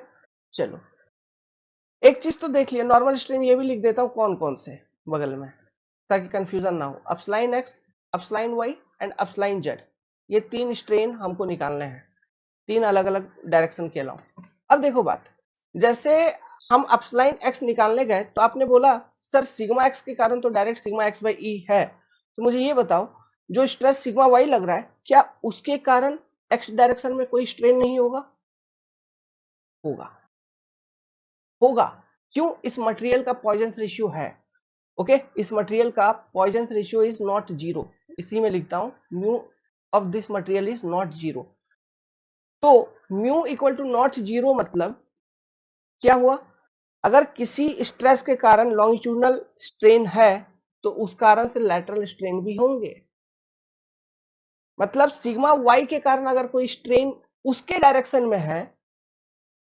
लॉन्गिट्यूडनल डायरेक्शन में है, मान लो जैसे मैं सिग्मा वाई के कारण स्ट्रेन निकालूंगा तो सिग्मा वाई का डायरेक्शन अभी मैं क्या कंसीडर कर रहा हूं, लॉन्गिट्यूडनल बता रहा हूं इसको, मटेरियल का कुछ ना कुछ पॉइजन रेशियो है तो लैटरल डायरेक्शन में भी कुछ ना कुछ स्ट्रेन होना चाहिए फिर, है ना, तो वो सिग्मा एक्स में कैलकुलेट होगा कि नहीं, सॉरी अपस्लाइन एक्स में कैलकुलेट होगा कि नहीं, होगा। उसी तरह से ये जो सिग्मा जेड स्ट्रेस लग रहा है इसके कारण भी कुछ ना कुछ स्ट्रेन आपको अपस्लाइन मतलब एक्स डायरेक्शन में देखने को मिलेगा, तो अपस्लाइन एक्स जो टोटल स्ट्रेन हो रही होगी वो किस किस कारण से हो रही होगी, अपस्लाइन, मैं ऐसे लिखता हूं अपस्लाइन एक्स जो टोटल स्ट्रेन हो रही होगी वो हो रही होगी 3 कंपोनेंट में, अपस्लाइन x1 plus epsilon x2 plus epsilon x3। Epsilon x1 जो हो रही होगी है ना इन x डायरेक्शन, ये सिग्मा x का इफेक्ट के कारण है। अपस्लाइन x2 let's suppose sigma y के इफेक्ट के कारण है, और अपस्लाइन x3 let's suppose sigma z के इफेक्ट के कारण निकालना है। ये अपस्लाइन x1, अपस्लाइन x2, अपस्लाइन x3 का वैल्यू हम निकाल के अगर जोड़ दें, यही होती है सुपरपोजिशन प्रिंसिपल, है ना। इंडिपेंडेंट इफेक्ट मतलब इंडिपेंडेंट स्ट्रेस के कारण इफेक्ट निकाला और जोड़ दिया तो टोटल निकल जाती है। This is only the superposition principle. तो अप्लाई कर दिए सुपरपोजिशन यहाँ पे। तो अगर हम जोड़ दें तो हमको total strain in x direction निकल जाएगा।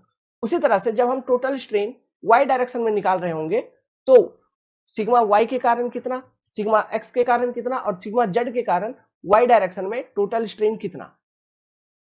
सिमिलरली जब हम जेड डायरेक्शन में टोटल स्ट्रेन, एक मिनट, जब हम जेड डायरेक्शन में total normal strain that is epsilon Z निकाल रहे होंगे तो जेड सिग्मा जेड के कारण कितना, मतलब जो स्ट्रेस लग रही है जेड एक्सिस के अलावा उसके कारण कितना स्ट्रेन है, प्लस सिग्मा एक्स का क्या इफेक्ट है जेड डायरेक्शन के स्ट्रेन में, प्लस सिग्मा वाई का क्या इफेक्ट है जेड डायरेक्शन के स्ट्रेन में, तीनों को निकाल के जोड़ रहे होंगे तब total normal strain along Z axis निकल रहा होगा। समझे पैटर्न, समझे कॉन्सेप्ट, समझे ठीक है कैसे सुपरपोजिशन प्रिंसिपल अप्लाई हो रहा है। अब चलिए अब बारी है निकालने की, कैलकुलेशन करने की। तो ये देखिए हमने 3 बॉडी बनाया, ठीक है। हमको निकालना क्या, अभी मेरा ऑब्जेक्टिव है अपस्लाइन एक्स को निकालना। तो अपस्लाइन एक्स इक्वल टू मेरे को मालूम है it is epsilon x1 plus epsilon x2 plus epsilon x3। Epsilon x1 क्या, epsilon x1 is due to effect of what. सबसे पहले जैसे एक्स एक्सिस के लॉन्ग निकाल रहे हो तो सबसे पहले उस एक्सिस के लॉन्ग जो स्ट्रेस लग रही है सिग्मा एक्स, इसका इफेक्ट देख लो। तो सिग्मा एक्स तो उसी डायरेक्शन, जिस डायरेक्शन में तुमको स्ट्रेन निकालनी है उसी डायरेक्शन में सिग्मा एक्स लग रहा है। जिस डायरेक्शन में तुमको स्ट्रेन निकालनी है उसी डायरेक्शन में सिग्मा एक्स लग रहा है, तो ये सीधा सीधा लॉन्गिट्यूडनल स्ट्रेन है ना। This is your longitudinal strain and this is your stress acting in that particular direction. तो हुक्स लॉ को यूज करेंगे तो epsilon x1 will be equal to what, sigma x by E, सीधा सीधा, है ना। ये नॉर्मल स्ट्रेस और नॉर्मल स्ट्रेन हो गया सीधा सीधा, ये हो गया अपस्लाइन x1, ठीक है। अब देखो सेकंड, अब निकालनी है आपको अपस्लाइन x2, ठीक है। अपस्लाइन x2 निकालनी है ना, इसका वैल्यू क्या होगा। तो देखिए अपस्लाइन x2 क्या है, अपस्लाइन x2 is strain along x axis, this is your upsline x2 due to what, due to stress acting along y axis। y axis में जो सिग्मा y का स्ट्रेस एक्ट कर रहा है उस स्ट्रेस के कारण y एक्सिस में जो सिग्मा y एक्सिस के अलोंग जो सिग्मा y स्ट्रेस एक्ट कर रहा है उस स्ट्रेस के कारण x एक्सिस के अलोंग स्ट्रेन कितना है, this is your epsilon x2। Is it clear और नॉट। तो लेट सपोज इस मटेरियल का पॉइजन रेशियो है म्यू और y एक्सिस के along sigma y stress act करने के अलोंग के कारण जो स्ट्रेन है उसको मैं कहता हूं अपस्लाइन y। तो Poisson ratio mu equal to क्या होता है बाबू, Poisson ratio mu equal to होता है ratio of lateral strain minus epsilon LT lateral strain by longitudinal strain. अब डेफिनेशन पे आओ, जिस डायरेक्शन में फोर्स या स्ट्रेस एक्ट कर रहा है उस डायरेक्शन का जो स्ट्रेन है उसको आप लॉन्गिट्यूडनल स्ट्रेन कंसीडर करेंगे। तो यहां पे इस वाले केस में जब हम सिग्मा वाई का इफेक्ट देख रहे हैं तो जो लॉन्गिट्यूडनल स्ट्रेन है वो क्या होगा, दैट विल बी अपस्लाइन वाई। यही कैच करने वाली बात, अपस्लाइन वाई जो है वो हो गया लॉन्गिट्यूडनल स्ट्रेन। तो लैटरल स्ट्रेन क्या है, epsilon X minus epsilon x2 is your lateral strain. तो अपस्लाइन x2 का जो वैल्यू है, एक मिनट, अपस्लाइन x2 का जो वैल्यू है वो कितना निकल गया बाबू, क्या ये minus Poisson ratio times epsilon y नहीं निकल रहा है। अब ये अपस्लाइन y इक्वल टू क्या है, अगर इसको मैं और एक्सपैंड करूं तो epsilon y will be equal to what, सीधी सीधी बात है जिस डायरेक्शन में स्ट्रेस लग रहा है सिग्मा वाई, उस डायरेक्शन में कितना स्ट्रेन है, that is strain along Y direction, तो that is nothing but sigma Y by E.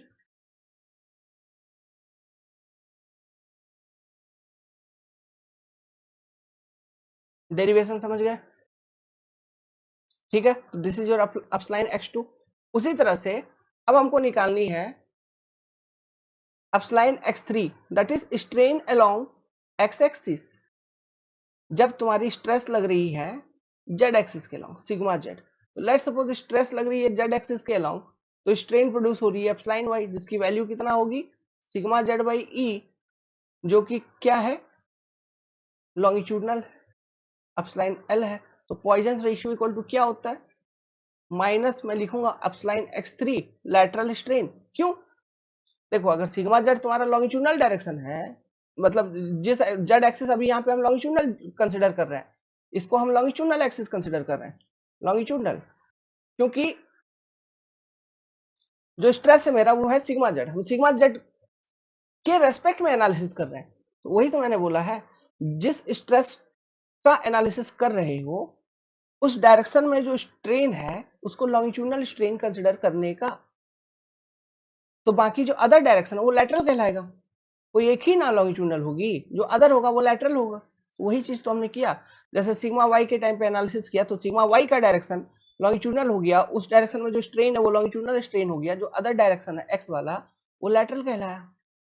Sigma Z वाला ये लॉन्गिट्यूडनल हो गया, तो सिग्मा सॉरी जो एक्स एक्स डायरेक्शन होगा वो यहाँ पे फिर लैटरल कहलाएगा। समझे?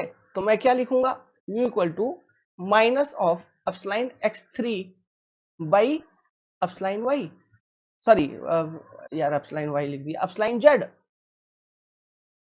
अपस्लाइन z, जो कि क्या होगा, जो कि होगा अगर मैं बताऊं इसका वैल्यू, क्योंकि हमको अपस्लाइन x3 का वैल्यू चाहिए, epsilon x3 equal to minus of mu times sigma z by E, यहां पर भी चेंज कर दो, अपस्लाइन y लिख दिया था, अपस्लाइन z।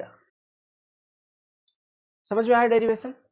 तो अगर मैं तीनों को अब ऐड करूं तो देखो अपस्लाइन x1 का वैल्यू कितना sigma x by E, sigma x by E, epsilon plus यहाँ बीच में अपना क्या था प्लस, मैंने जो अभी लिखवाया था कि टोटल अपस्लाइन x इक्वल टू क्या होगा अपस्लाइन x1 plus epsilon x2 plus epsilon x3, बीच में था अपना प्लस, लेकिन जो वैल्यू निकल के आया अपस्लाइन x2 का वो आया minus, minus mu sigma y by E,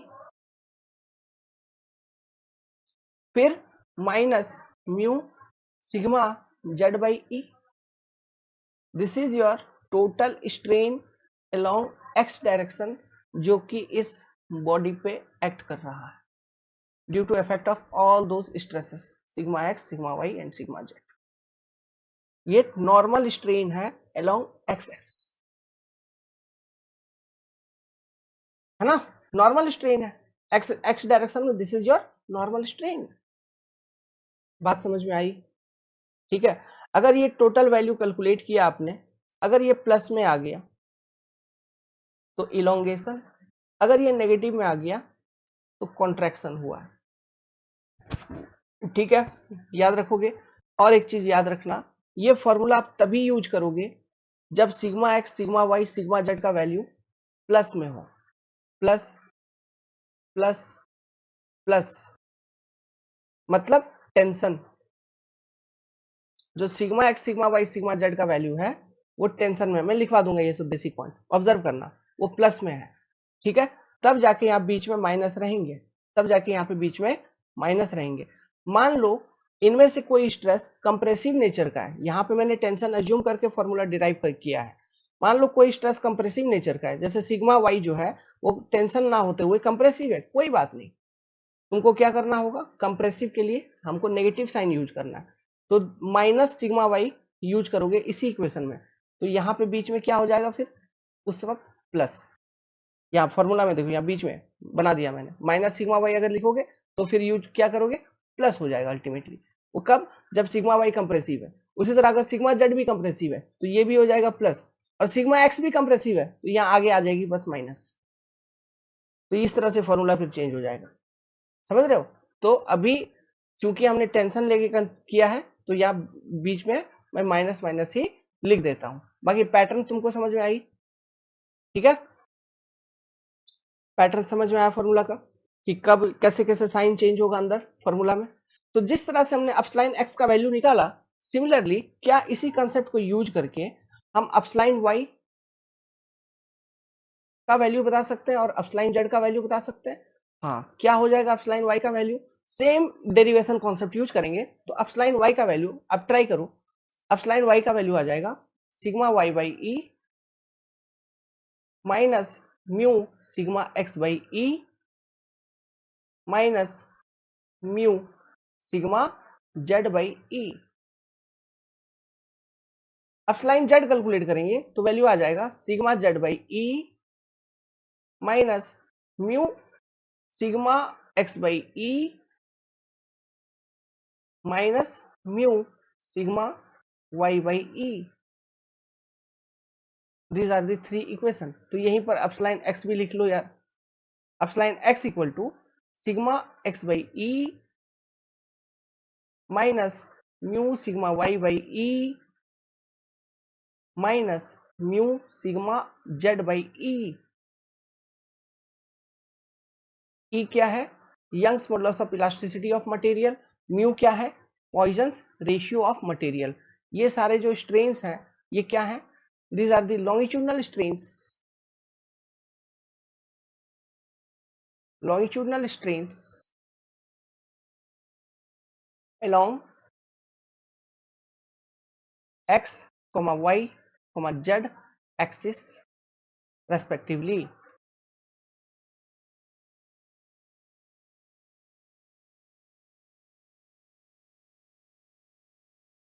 ये नॉर्मल भी है। एक्स एक्सिस अगर देखोगे तो क्रॉस सेक्शन के नॉर्मल है, वाई एक्सिस भी देखोगे तो जो क्रॉस सेक्शन तुमको दिखेगा उसके नॉर्मल है ना, जेड एक्सिस भी नॉर्मल है। तो these are also normal strains, है ना। तो कोई इसमें सोच विचार करने की जरूरत नहीं है। ध्यान रखना है कि जो सिग्मा डेरिवेशन करते वक्त ये फॉर्मूला में sigma x sigma y sigma z जो कंसिडर किया गया है वो tensile in nature, tensile in nature consider किया गया है, that is positive plus value, है ना। अगर नेगेटिव है तो फिर उसके अकॉर्डिंग तुम्हारा साइन चेंज हो जाएगा, है ना। अगर नेगेटिव है तो माइनस लगा के इसमें डालना, जो भी साइन आएगा आएगा। मान लो अपस्लाइन वाई, मान लो कोई भी वैल्यू, ठीक है, या फिर कोई भी अपस्लाइन, अपस्लाइन सिंपली लिखता हूं अपस्लाइन, इनमें से कोई भी एक्स वाई जेड कुछ भी हो सकता है। अपस्लाइन तुमने कैलकुलेट किया, if it comes to be positive तो क्या समझेंगे? इलोंगेशन समझेंगे। और इलोंगेशन अगर हो रही है उस डायरेक्शन में तो हम क्या समझेंगे? जो नेट स्ट्रेस उस डायरेक्शन में लग रहा है, नेट इफेक्ट, कहीं ना कहीं वो टेंसाइल नेचर का है, इसलिए इलोंगेशन है उस डायरेक्शन में। अगर ये वैल्यू नेगेटिव आ गई तो हम कॉन्ट्रैक्शन समझेंगे। किसी डायरेक्शन में अगर स्ट्रेन का वैल्यू नेगेटिव आ रही है तो हम उसे कॉन्ट्रैक्शन समझेंगे। और उससे क्या अंदाजा लगाया जा सकता है? ये लगाया जा सकता है कॉन्ट्रैक्शन कब, जब दब रहा है कुछ, मतलब उस डायरेक्शन में कहीं ना कहीं कंप्रेसिव इफेक्ट है, कंप्रेसिव नेचर का स्ट्रेस लग रहा होगा उस पर्टिकुलर डायरेक्शन में, इसलिए कॉन्ट्रैक्शन आ रही है कहीं ना कहीं। ये अंदाजा हम लगा लेते हैं यहाँ से। तो ये जनरलाइज्ड हुक्स लॉ की कॉन्सेप्ट आपको समझ में आई? ठीक है, this are very important equation. Derivation करना सीखिए और प्रैक्टिस जितना हम लोग करेंगे इस इक्वेशन को लिखने का याद हो जाएगा। सिंपल है इक्वेशन, डेरिवेशन का बेसिक भी मैंने समझा दिया, किस तरह से इन इक्वेशंस को डिराइव किया जाता है। ओके, अब कुछ क्वेश्चन को सॉल्व करेंगे। इस वाले क्वेश्चन को पढ़िए। एक कॉपर बार 10 mm डायमीटर का है and 100 mm gauge length is tested under tensile force of 10.6 kilo Newton. ठीक है, लिखिए, आप क्वेश्चन को लिखिए। कह रहा है एक कॉपर का बार था, सर्कुलर बार था, क्योंकि डायमीटर यहाँ पे गिवन है 10 mm का, ओके, और गेज लेंथ है 100 mm, मतलब इसका जो ओरिजिनल लेंथ था दैट वाज 100 mm। सिंपल सी बात। इसको टेस्ट किया गया अंडर टेंसाइल लोडिंग, एक टेंशन लोड लगाई गई, 10.6 किलो न्यूटन की। ये कॉपर का बार है, Cu। कॉपर को केमिस्ट्री में हम Cu लिखते हैं। Producers N axial change in length of इतना। अब इस लोडिंग के कारण हुआ क्या, इस बार का जो लेंथ है ये कुछ अमाउंट से बढ़ गई। कितना अमाउंट से बढ़ गई? ये बार का लेंथ बढ़ गया by 0.128 mm, whereas diameter of bar is reduced by 0.0043 mm। पहले डायमीटर ऐसा था, कितना? 10 mm का। अब ये थोड़ा सा छोटा हो गया, क्योंकि ऑब्वियस सी बात है इलोंगेशन हुई होगी तो क्रॉस सेक्शन साइज रिड्यूस हुआ होगा, तो कुछ ना कुछ डायमीटर में चेंजेस आया। तो अब न्यू डायमीटर कितना है? New diameter is diameter original D naught minus 0.0043 mm। ठीक है, this is diameter new. Okay, अब बोला जा रहा है determine the Young's modulus and Poisson's ratio. Young's modulus और पॉइजन्स रेशियो को डिटरमाइन करिए। उम्मीद करता हूं बहुत अच्छे तरीके से क्वेश्चन को समझ लिए। तो सबसे पहली बात है यंग्स मॉडुलस ऑफ इलास्टिसिटी को हम कैसे डिटरमाइन करेंगे? ये क्या होता है? Stress divided by strain. यही है, मतलब एक्सियल स्ट्रेस, या फिर एक्सियल स्ट्रेस छोड़ो, यहाँ पे टेंसाइल लोडिंग लगाए हैं तो tensile stress, normal tension stress, normal लिख देता हूँ डायरेक्ट, वो भी अच्छा है। ओके, नॉर्मल टेंसाइल स्ट्रेस, इसको क्या लेंगे? लेट्स सपोज क्या, ये सिग्मा एक्स लिखेंगे divided by normal strain,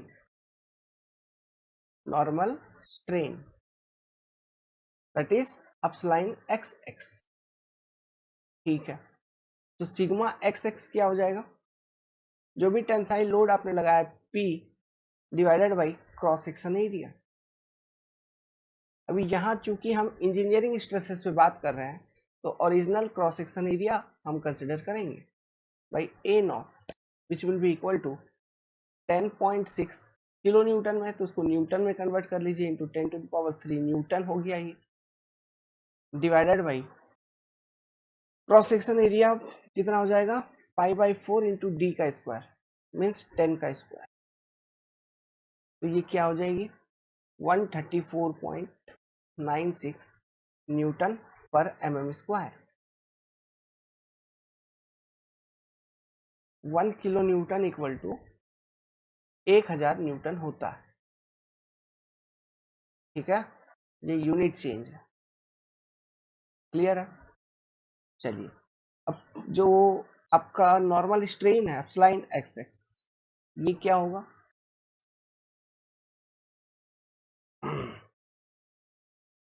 change in length upon original length, delta L by L not. Engineering पे बात कर रहे हैं इसलिए ओरिजिनल को पकड़ के चलेंगे।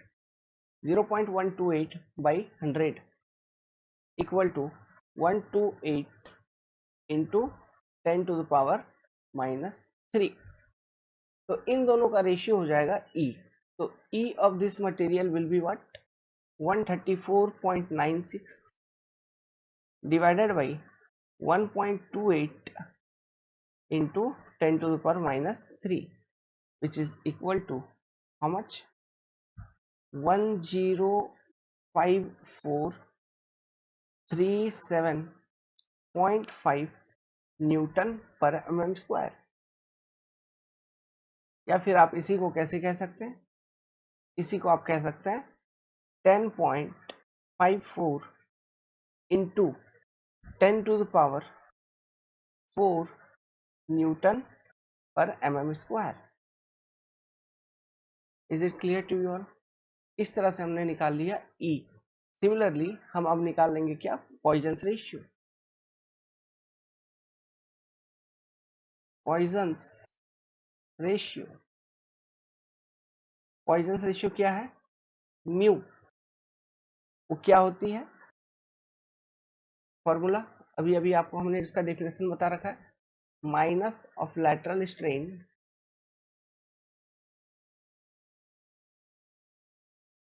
Upon linear strain. Linear strain कहने का मतलब है वो नॉर्मल स्ट्रेन का बात हो रहा है यहाँ पे, ठीक। लैटरल स्ट्रेन कितना, change in diameter minus of change in diameter. अब मेरे को ये बताओ, डायमीटर रिड्यूस हुई है ना बढ़ी है, रिड्यूस हुई है। डायमीटर क्या हुआ है, रिड्यूस हुआ है, डिक्रीज हुआ है, इसलिए यहाँ पे मैं माइनस ही लगा देता हूँ, क्योंकि डायमीटर तुम्हारा क्या हुआ है, चेंज हुआ है, रिड्यूस हुआ है। तो minus 0.0043 divided by 10 divided by linear strain कितना था, 1.28 इंटू 10⁻⁻3। तो ये पॉइजन रेशियो का वैल्यू, अभी ये रेशियो कैलकुलेट करेंगे कैलकुलेटर से, तो ये वैल्यू आपको आ जाएगी समथिंग 0.3359। तो इस तरह से हमने निकाल लिया दो वैल्यू जो हमें प्रश्न में पूछे गए थे। तो देख रहे हैं कितना इजी क्वेश्चन था। हाँ, तो ये तो हुआ बेसिक कंसेप्ट, आप सीख रहे हैं कि कैसे निकाल रहे हैं। क्वेश्चंस और भी कॉम्प्लिकेटेड पूछे जाते हैं एग्जाम में, ऐसे सीधे सीधे स्ट्रेट फॉरवर्ड क्वेश्चन के आने के चांसेस काफी कम रहते हैं, लेकिन हाँ ये क्वेश्चन भी, ये प्रश्न भी एग्जाम में पूछे जाने वाले प्रश्न हैं, ओके, जो पूछे गए थे इससे पहले। चलिए अब एक बेहतरीन क्वेश्चन आपको फिर से सॉल्विंग करवाते हैं। क्वेश्चन इज, क्वेश्चन लिखिए, क्वेश्चन पढ़िए, समझने का कोशिश करिएगा। A bar of 2 metre length is, अच्छा यहाँ पे इज है, I S, a bar of 2 metre length is made up of steel having stress strain curve as shown in figure। जो फिगर है ये आपको आगे दिखेगा नेक्स्ट पेज के ऊपर, ये आपका स्ट्रेस स्ट्रेन कर्व इस पर्टिकुलर मटेरियल के लिए, ठीक है, स्ट्रेस स्ट्रेन, और ये इल्ड स्ट्रेस यहाँ पे दिखा रखा है। अच्छा, जहां तक इल्ड स्ट्रेस है, जैसे ये पॉइंट, इसके करस्पॉन्डिंग अगर मैं ये वर्टिकल लाइन ड्रॉ करूं, ये जो स्ट्रेन दिख रही होगी, ये कौन सा स्ट्रेन होगी, इलास्टिक स्ट्रेन। अपलाइन ई इसको लिख सकता हूँ, this is your elastic strain up to this point. इसके बाद जो भी स्ट्रेन होगा वो प्लास्टिक रेंज में है, ठीक है। चलो, the yield stress of steel is 250 newton पर एम स्क्वायर। वेरी गुड, आपने लिखा भी, डायग्राम में भी दिखाया। Young's modulus of elasticity of this particular steel is 2 into 10⁵ newton पर एम स्क्वायर, लिखा हुआ है, full stop. Due to axial load, ये जो मटेरियल है, जो स्टील है, इसके ऊपर एक्सियल लोड लगाया गया। The bar is loaded until the elongation, कब तक का लोडिंग लगाया गया, जब तक उसका इलोंगेशन टोटल 6.5 mm नहीं हो गया। टोटल इलोंगेशन कब तक कितना हो गया, 6.5 mm, एंड देन रिमूव्ड, उसके बाद लोड को रिमूव किया जाता है, full stop. Find the final change in length, आप फाइनल चेंज इन लेंथ को फाइंड आउट करिए of bar after removal of load. तो सबसे पहले डेल्टा जो टोटल ऑब्जर्व किया गया इसमें चेंज इन लेंथ, ओके, जब लोड को रिमूव किया गया उस वक्त तक जो चेंज इन लेंथ हो चुकी थी वो कितनी हो चुकी थी, 6.5 mm, ठीक है, इतना हो चुका था। चलिए अब हम देखते हैं, ये जो भी स्टील है इसके लिए हमारे पास हुक्स लॉ से एक रिलेशनशिप निकल के आती है कि stress is directly proportional to Young's modulus of elasticity into strain, मतलब stress is E into strain. अब देखिए, आप इस बार के ऊपर जो स्ट्रेस स्ट्रेन कर्व दिख रहा है आपको, तो इस बार के ऊपर आप मैक्सिमम लोडिंग कहाँ तक अप्लाई कर सकते हैं, मतलब मैक्सिमम लोडिंग आप ऐसा अप्लाई कर सकते हैं जिसके करस्पॉन्डिंग जो स्ट्रेस इसमें डेवलप हो रहा होगा वो 250 डेवलप हो रहा होगा, उससे ज़्यादा नहीं। यही चीज़ को पता करने के लिए, यही चीज़ को देखने के लिए ये डायग्राम आपको दे रखा है यहाँ पे, है ना। तो लेट सपोज हमने जो मैक्सिमम लोडिंग है वो अप्लाई किया 250 न्यूटन पर एम स्क्वायर तक का, ठीक है, न्यूटन पर एम स्क्वायर तक का, divided by Young's modulus of elasticity, इसका वैल्यू गिवन है क्वेश्चन में, 2 इंटू 10⁵। तो जो आपको स्ट्रेन मिल रही है अपस्लाइन, ये क्या मिल रही है, 1.25 into 10⁻⁻3। This is your epsilon strain value, ये कौन सा है, स्ट्रेन वैल्यू। तो ये जो स्ट्रेन वैल्यू है, ये कहीं ना कहीं कौन सा strain value, strain up to elastic limit, strain up to elastic limit जो है ये आपको बता रहा है ना। तो strain up to elastic limit अगर ये है, तो क्या मैं इस स्ट्रेन के वैल्यू को यूज करके अपस्लाइन ई इक्वल टू क्या होता है, delta L up to elastic limit जो भी इलॉन्गेशन हुई होगी divided by original length of the member L naught. तो यहां से क्या मैं delta L up to elastic limit निकाल सकता हूं, क्या डिफॉर्मेशन हुआ होगा। हाँ, कैसे, strain up to elastic limit into original length of the member, that is क्या कर सकता हूं, सीधा सीधा 1.25 into 10⁻³ multiplied by original length of the member कितना, गेज लेंथ आपको क्वेश्चन में गिवन था 2 मीटर की बार है वो, तो 2 इंटू 10⁻³ तो डेल्टा एल ई जो हुआ elongation up to elastic limit, total elongation वो हुआ है 2.5 mm। अब देखिए यहीं पर खेला है, यहीं पर गेम है। क्वेश्चन क्या बोल रहा है, क्वेश्चन ये बोल रहा है हम इस बार को तब तक लोड इस पे अप्लाई करके रखे थे जब तक कि टोटल इलोंगेशन हो गया था 6.5 mm तक, तब जाके हमने लोड को रिमूव किया है। ठीक है, तब जाके आपने लोड को रिमूव किया, मतलब जो एक्चुअल डिफॉर्मेशन हुई है बार के अंदर वो तो 2.5 mm से ज्यादा है, और ये 2.5 mm क्या है, दिस इज इलास्टिक डिफॉर्मेशन, जो कि लोड रिमूव करने के बाद रिकवर हो जाएगी, रिकवरेबल इलास्टिक डिफॉर्मेशन है ये, है ना, जो कि लोड को रिमूव करने के बाद आपकी रिकवर हो जाएगी। तो कितना डिफॉर्मेशन रिकवर नहीं हो पाएगी, तो देखिए जो प्लास्टिक डिफॉर्मेशन है वो कितना हुआ, प्लास्टिक डिफॉर्मेशन आपका हुआ, जो भी आपका टोटल डिफॉर्मेशन गिवन है क्वेश्चन में 6.5 mm minus 2.5 mm that is 4 mm। ठीक है, this is your plastic deformation, मतलब ये परमानेंट सेट है, इसको हम प्लास्टिक डिफॉर्मेशन या फिर परमानेंट सेट भी कह सकते हैं। मतलब परमानेंटली इस रॉड की लेंथ बढ़ गई by 4 mm, permanent set. So new length of the rod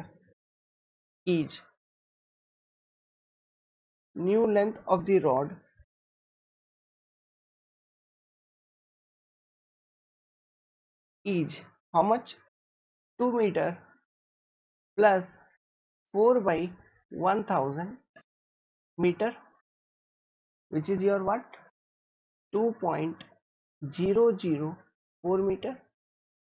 This is your answer. समझ में आ रहा है बात।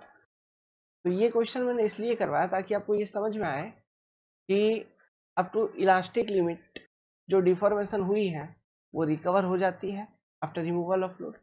उससे अतिरिक्त का कोई अगर डिफॉर्मेशन है, जैसे यहाँ पे 4 mm की वैल्यू आ रही है, तो वो प्लास्टिक डिफॉर्मेशन है या फिर उसको हम बोल देते हैं परमानेंट सेट। तो इस तरह से elastically recoverable deformation and plastic deformation को कैलकुलेट कर सकते हैं आप। ठीक है, और उसके बाद जो भी प्लास्टिक डिफॉर्मेशन आई होगी उसको original length of the member में ऐड करेंगे तो new length of the member आपको मिल जाएगा। समझ गया चीजों को। अब आपके मन में एक डाउट यहाँ पर फिर भी रह गया होगा, क्या सर आपने ये जो इलास्टिक डिफॉर्मेशन निकाला, रिकवरेबल इलास्टिक डिफॉर्मेशन, आपने ये फॉर्मूला को यूज किया और ये फॉर्मूला को मतलब stress is equal to E into strain, इस फॉर्मूला को आपने कहाँ तक वैलिड माना है, आपने वैलिड माना है यहीं तक, ये जो पिंक लाइन बना रहा हूं up to this strain corresponding to elastic point, यहीं तक। यहां तक क्यों नहीं मान लिया वैलिड सर, इधर भी तो सेम फॉर्मूला लगा सकते थे, दैट इज मतलब ये जो स्ट्रेन की वैल्यू हमने कैलकुलेट किया अभी क्वेश्चन सॉल्व करके, वो हो सकता था इस पर्टिकुलर पॉइंट का कहीं का स्ट्रेन हो, तो ऐसा क्यों नहीं है, यहीं का स्ट्रेन क्यों है ये आपको कैसे पता चला? अरे बाबू, यहीं का स्ट्रेन इसलिए है, मैंने क्या बोल रखा है, ये हुक्स लॉ है, ये तो प्रोपोर्शनलिटी लिमिट तक ही वैलिड होता है, इस वाले जोन में हुक्स लॉ वैलिड ही नहीं है। तो आप इसी वही रिलेशनशिप को मैक्सिमाइज कंडीशन पे लेके देख रहे हो, है ना, और इस पॉइंट के करस्पॉन्डिंग दैट इज जो यील्ड पॉइंट है उसके करस्पॉन्डिंग आपने लोड लगा दिया है। और एक चीज मैंने आपको बोला था, क्या बोला था याद करो, देखो प्रोपोर्शनलिटी पॉइंट, ये बताया था ना माइल्ड स्टील का स्ट्रेस स्ट्रेन कर्व जब भी हम बता रहे थे, ये मान लो प्रोपोर्शनलिटी पॉइंट, इसका इलास्टिक पॉइंट, फिर ये ऐसा ऐसा ऐसा ऐसा। तो मैंने बोला था यहाँ पे जो भी डिफरेंट पॉइंट है, प्रोपोर्शनलिटी वाला, इलास्टिक वाला, upper yield point, lower yield point, ये तीनों सिंगल पॉइंट है, सिंगल पॉइंट है ना। और मतलब elastic point, proportionality point, yield point सब एक ही जगह पे लाई कर रहे हैं। वो बस समझने के लिए अलग अलग पॉइंट के प्रॉपर्टीज को पढ़ने के लिए हम उसको पढ़ते हैं, लेकिन वो है एक ही सिंगल पॉइंट, समझे क्या? ओके, तो इसलिए जब हम इक्वेशन जो हम देख रहे हैं कि stress is directly proportional to strain, वो बस यहीं तक के लिए वैलिड है, इधर नहीं, समझे? प्रोपोर्शनलिटी लिमिट तक वैलिड है। Okay, stress is directly proportional to strain, तो हमने वहीं तक लगाया जहां तक लीनियर रिलेशनशिप शो कर रहा है स्ट्रेस और स्ट्रेन के बीच में, वहीं तक ना इक्वेशन वैलिड होगा। जहां तक लीनियर रिलेशनशिप शो कर रहा है, तो इस पर्टिकुलर पॉइंट तक लीनियर रिलेशनशिप शो कर रहा है, तो जो हम इक्वेशन में डालेंगे डेटा, कौन सा, सिग्मा वाई का वैल्यू एंड ई एस का वैल्यू, ये है Young's modulus of elasticity of this steel. तो वो जो स्ट्रेन हमको निकाल के देगा वो यही स्ट्रेन निकाल के देगा ना, ई जो कि इलास्टिक लिमिट के आसपास का है, समझे? और जब हम लोड को रिमूव करेंगे तो ये जो स्ट्रेन है अपस्लाइन ई ये भी रिमूव हो जाएगी, खत्म हो जाएगी, वैनिश हो जाएगी। ये चीज तो हमने कर ही रखा था, तो हमने पहले ये इलास्टिक स्ट्रेन कैलकुलेट कर लिया, ठीक है। वो आई कितना, 1.25 इंटू 10⁻³ अब स्ट्रेन को हम कैसे लिखते हैं हमको मालूम है, इलोंगेशन अपॉन ओरिजिनल लेंथ। तो यहाँ से उस इलास्टिक लिमिट के स्ट्रेन के करस्पॉन्डिंग टोटल इलोंगेशन क्या हुआ होगा मेंबर में, ये हमने निकाला, तो पता चला 2.5 mm की लेंथ चेंज आई होगी। अब क्वेश्चन में दे रखा है कि आपने लोडिंग तब तक लगाया जब तक डिफॉर्मेशन 6.5 mm नहीं हो गई है, फिर लोड को रिमूव किया। अब वो 6.5 mm जो है उसमें जब लोड को रिमूव करोगे 2.5 mm जो इलास्टिक वाला है वो तो खत्म हो जाएगा ना, बचेगा कितना, 4 mm, जो कि प्लास्टिक डिफॉर्मेशन है, जिसको हम परमानेंट सेट कर रहे हैं कि परमानेंटली बार की या रॉड की जो भी मेंबर है स्पेसिमेन, उसकी लेंथ 4 mm से चेंज हो गई, बढ़ गई। So new length of rod is what, 2 metre plus, ऐसे करके हमने 2.004 मीटर बता दिया। चीज समझ में आई? ठीक है, क्योंकि this equation is valid when sigma and epsilon so linear relationship,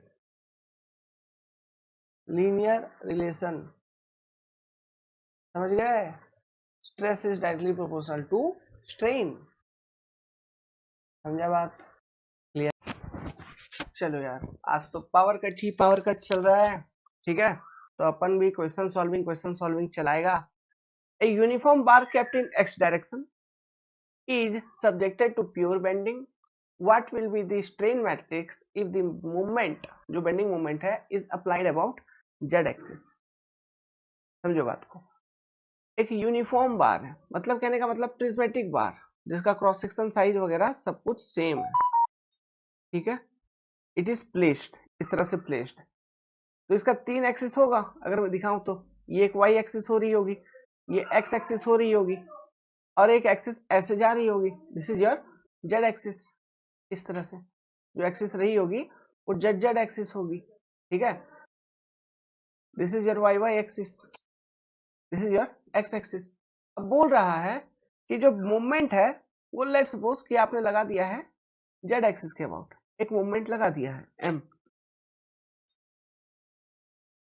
well आप ही लोगों का कॉल था, उठाना पड़ता है बाबू, ठीक है, नहीं उठाएंगे तो मैं रावण बन जाऊंगा तुम लोगों के लिए। A uniform bar kept in x direction is subjected to, देखो यहाँ पे मेन चीज नोट करने वाली है ना, प्योर बेंडिंग है, ये बार में प्योर बेंडिंग है, और जो प्योर बेंडिंग है उसके उसके लिए क्या लगा दिए, इधर बेंडिंग मोमेंट लगा दिया m का। अब पूछ रहे स्ट्रेन मैट्रिक्स, ठीक है।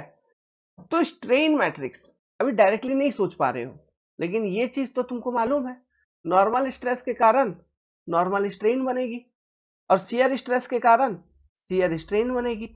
तो जब प्योर बेंडिंग की बात ही हो रही है तो कहीं ना कहीं ये तो गया, शियर स्ट्रेस शियर स्ट्रेन तो होगी ही नहीं। जब बात ही प्योर बेंडिंग की हो रही है, शियर स्ट्रेस और शियर स्ट्रेन होगी ही नहीं, इसकी बात ही खत्म है। हाँ, बेंडिंग में निकलता क्या है, बेंडिंग में आती है नॉर्मल स्ट्रेसेस, सिग्मा होगा, बेंडिंग में आएगा आपका नॉर्मल स्ट्रेस। अब तो नॉर्मल स्ट्रेस अगर आ रही है तो हमको यहाँ पे स्ट्रेन मैट्रिक्स बनानी है, तो नॉर्मल स्ट्रेन तो दिखेगी, बिल्कुल दिखेगी, लेकिन यहाँ पे कैच है। क्या कैच है, जैसे तुम्हारा मूवमेंट लग रहा है अबाउट जेड जेड एक्सिस, तो बेंडिंग मूवमेंट का कंसेप्ट देखो, जैसे ये कोई मेंबर हो गया, ठीक है, इधर जेड एक्सिस इधर जेड एक्सिस, ठीक है, और मूवमेंट लगा दिया ऐसा और इधर लगा दिया ऐसा, तो मेंबर बेंड करेगा ऑब्वियसली, यहाँ पे बेंड करेगा, यहाँ पे ऑब्वियसली ये हॉगिंग बेंडिंग मूवमेंट है ना, मतलब इस तरह से मेंबर बेंड कर रही होगी, देखो इस तरह से, जब इस तरह से मेंबर बेंड कर रही होगी तो टॉप में कंप्रेशन जा रहा है, बॉटम में टेंशन स्ट्रेस आ रही है कि नहीं, सॉरी, टॉप में टेंशन जा रहा है, बॉटम में कंप्रेशन आ रहा है। तो ये जो स्ट्रेसेस हैं, टेंशन कंप्रेशन, ये किस तरह की स्ट्रेस है, किस डायरेक्शन में इंड्यूस हुए, किस डायरेक्शन में मिल रहे हैं आपको, जैसे कंप्रेशन मिल रहा है बॉटम में तो वो नॉर्मल डायरेक्शन में, दैट इज सिग्मा एक्स देखने को मिल रहा है। तो एक्स डायरेक्शन में स्ट्रेस आपके होंगे, that is in x direction stresses are not zero. तो अगर एक्स डायरेक्शन में तुम्हारा स्ट्रेस जीरो नहीं है तो क्या स्ट्रेन जीरो होगा, तो एक्स डायरेक्शन में स्ट्रेन भी जीरो नहीं होगा, एक्स डायरेक्शन में आपको कुछ ना कुछ स्ट्रेन भी देखने को मिलेगा। क्लियर है बात। अब देखो बात, वाई डायरेक्शन में सिग्मा वाई है यहां पर, नहीं, sigma y equal to zero, और सिग्मा जेड जेड डायरेक्शन में भी जो स्ट्रेसेस है वो जीरो है, या मूवमेंट अप्लाई किया गया है जेड एक्सिस के अबाउट, इसका मतलब ये नहीं हुआ कि स्ट्रेसेस भी आ जाएंगे जेड एक्सिस के अबाउट, नॉर्मल स्ट्रेसेस।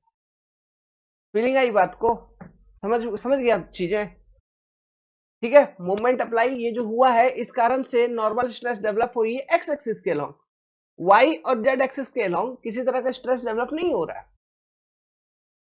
तो यहां तक बात क्लियर है। अब देखो, अब हमको स्ट्रेन मैट्रिक्स बनानी है, तो देखिए हमारे पास स्ट्रेन, अभी अभी आपने मॉडिफाई हुक्स लॉ को देखा था, तो मॉडिफाई हुक्स लॉ के अकॉर्डिंग अगर मैं बोलूं epsilon x that is strain in x direction, क्या होगा, आप बोलोगे sir sigma x divided by E minus mu sigma Y by E minus mu sigma Z by E. मैं बोला वेरी गुड बाबू, और आपने क्या किया, बताया सर सिग्मा वाई जीरो था तो ये जीरो हो गया, सिग्मा जेड जीरो था तो ये भी जीरो हो गया, तो बचा क्या epsilon x, sigma x by E, यही बचा। अब देखो, चलो ये निकल गया। अब देखते हैं, अब बात करते हैं अपलाइन वाई और अपलाइन जेड का।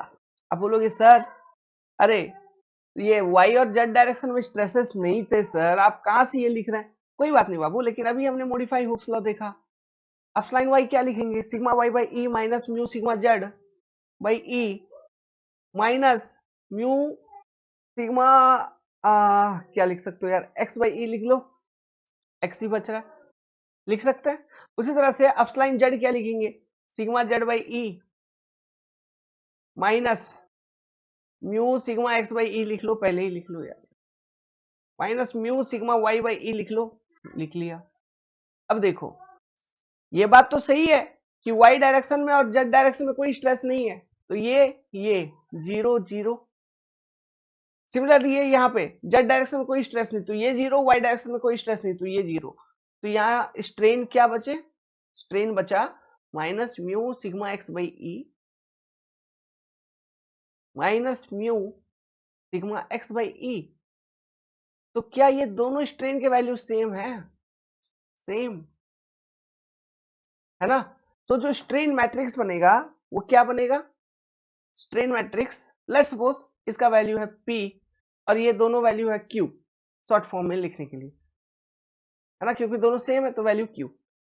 तो जो स्ट्रेन मैट्रिक्स बनेगा वो कुछ ऐसा नहीं बन जाएगा, देखो P 0 0 3D है, फिर 0 Q 0, फिर 0 0 Q, this will be your strain matrix, strain matrix। ये क्वेश्चन पूछा गया था, इंजीनियरिंग सर्विस एग्जामिनेशन का क्वेश्चन है। तो यहां से दिख रहा है शियर स्ट्रेन वगैरह जीरो, क्योंकि प्योर बेंडिंग में तो शियर स्ट्रेस वगैरह कुछ आएगा ही नहीं, तो शियर डिफॉर्मेशन होगी ही नहीं, शियर स्ट्रेन जीरो, केवल नॉर्मल वाले होंगे। तो जो स्ट्रेन के वैल्यूज है वो कैसे कैसे निकलेगा, using this modify Hooke's law. ठीक है, देखो क्वेश्चन देखो, ये वाला भी क्वेश्चन इंजीनियरिंग सर्विस एग्जामिनेशन की क्वेश्चन है। ये एक स्ट्रेन मैट्रिक्स आपको गिवन है, this is strain matrix, value दे दिए गए हैं डिफरेंट स्ट्रेन के। तो आपको मालूम है एक चीज मैंने बोला था, क्या, रो के अलोंग फर्स्ट एलिमेंट होता है जिसमें हम स्पेस को देखते हैं, और कॉलम के अलोंग देखा जाता है डायरेक्शंस को। मैट्रिक्स का यही सिस्टम है, ठीक है, ये चीज मैंने आपको बता रखा था। तो अब क्वेश्चन पूछ रहा है for the given strain matrix find the shear stress. ये एक 3D स्ट्रेन मैट्रिक्स है, कहीं ना कहीं 3 डायमेंशनल है, 9 एलिमेंट्स है, स्क्वायर मैट्रिक्स है। टाउ एक्स वाई का वैल्यू फाइंड करिए इफ जी इज 10⁵ मेगापास्कल। तो tau x y will be equal to g into phi xy। तो what is phi xy? phi xy total is equal to phi xy by 2 plus phi xy by 2। तो वो कौन से value है phi xy वाले, यही चीज को आइडेंटिफाई करना था इस मैट्रिक्स से, यही समझने वाली चीज थी, यही क्वेश्चन पूछा था उन्होंने। ये मैट्रिक्स आपको इसका कंपोजिशन मालूम है कि नहीं, तो इन दोनों वैल्यू को हमको क्लब करना होगा, ऐड करना होगा, है ना। तो दोनों वैल्यू को ऐड करेंगे, 0.004 प्लस 0.004, तो क्या मिल जाएगा अपने को, 8 इंटू 10⁻³ स्ट्रेन है, स्ट्रेन का कोई यूनिट होता है क्या, नहीं, कोई यूनिट नहीं है। तो टाउ एक्स वाई का वैल्यू क्या हो जाएगा, टाउ एक्स वाई का वैल्यू हो जाएगा सीधा 10⁵ इंटू 8 इंटू 10⁻³ मतलब 800 MPa megapascal. This is your shear stress. ये क्वेश्चन पूछी गई थी, समझ गए या अभी भी नहीं समझे? अरे बाबले बाबले बाबले, ये क्या है, ये जो स्ट्रेन है ये अपस्लाइन एक्स एक्स रहा होगा, ये क्या है फाई एक्स वाई बाई 2 रहा होगा, ठीक है, ये जो है ये क्या फाई एक्स जेड बाई 2 रहा होगा। उसी तरह से ये जो स्ट्रेन है ये क्या रहा होगा, फाई वाई एक्स बाई 2 रहा होगा, है ना। तो एक मिनट यार, यहाँ पे वाई एक्स लिख देते हैं,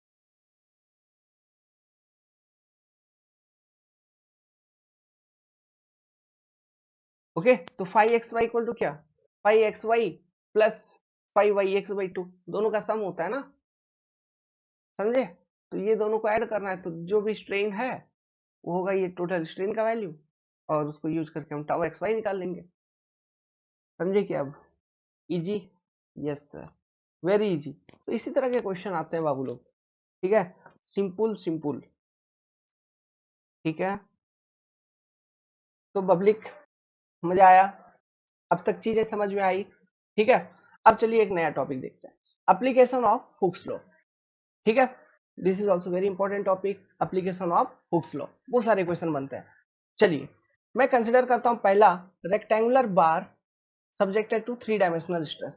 रेक्टेंगुलर मतलब प्रिज्मेटिक बार है, एक रेक्टेंगुलर बार है, ठीक है, रेक्टेंगुलर है, it is subjected to 3 dimensional stress.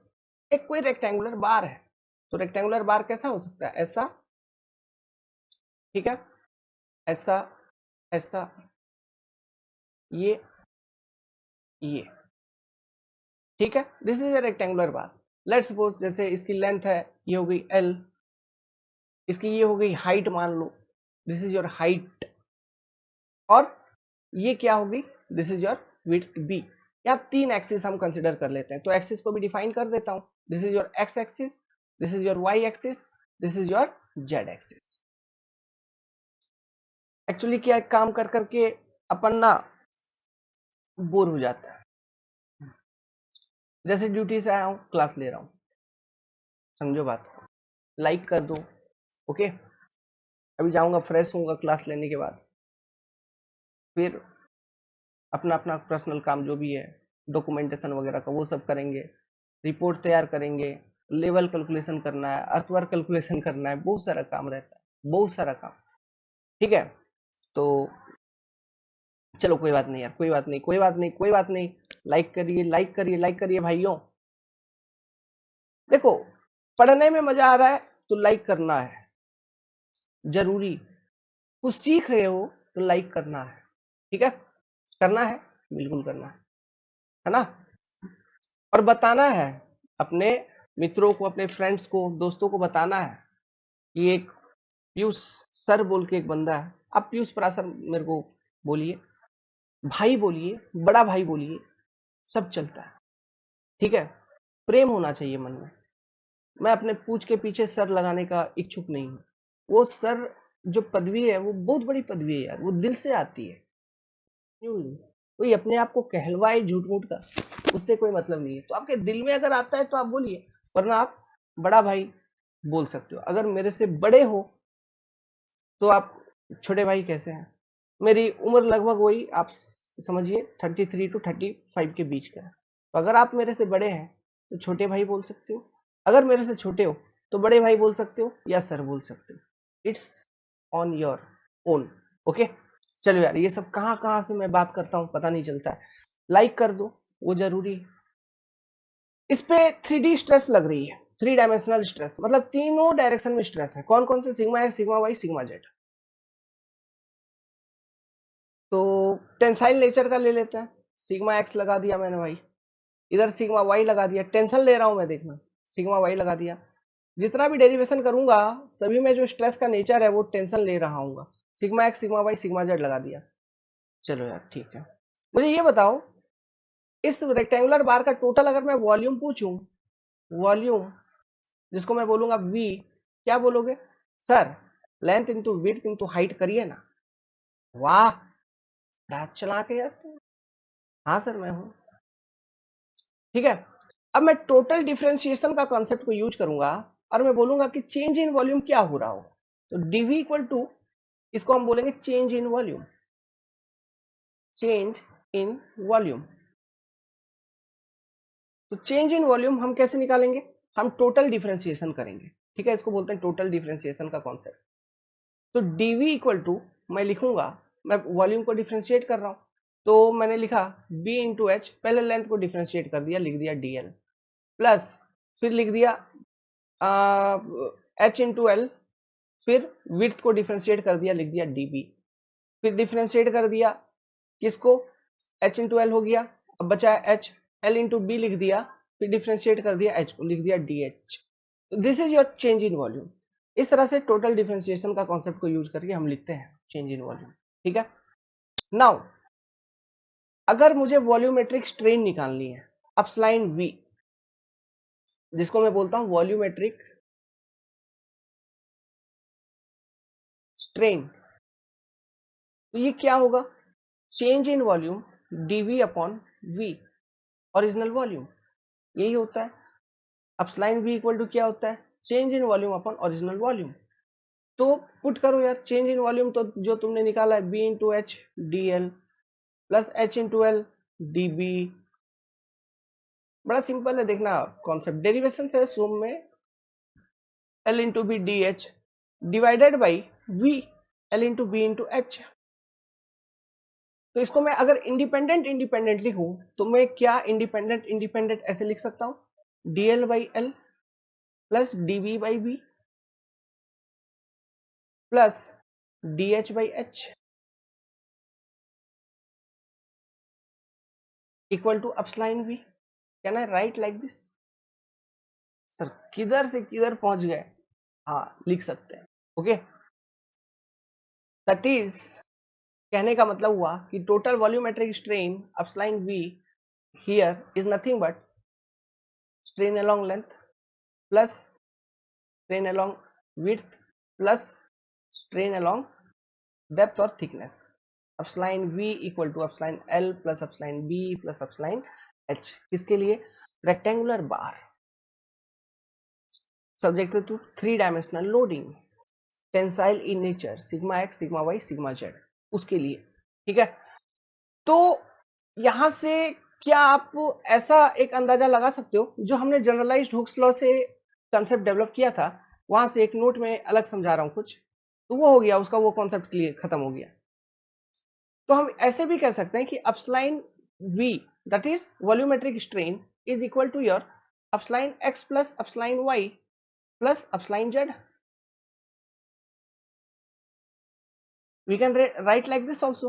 अब हमारे पास अपस्लाइन x का फॉर्मूला है, epsilon x equal to sigma x by E minus mu sigma y by E minus mu sigma z by E. हमारे पास अपस्लाइन y का formula है sigma y by ई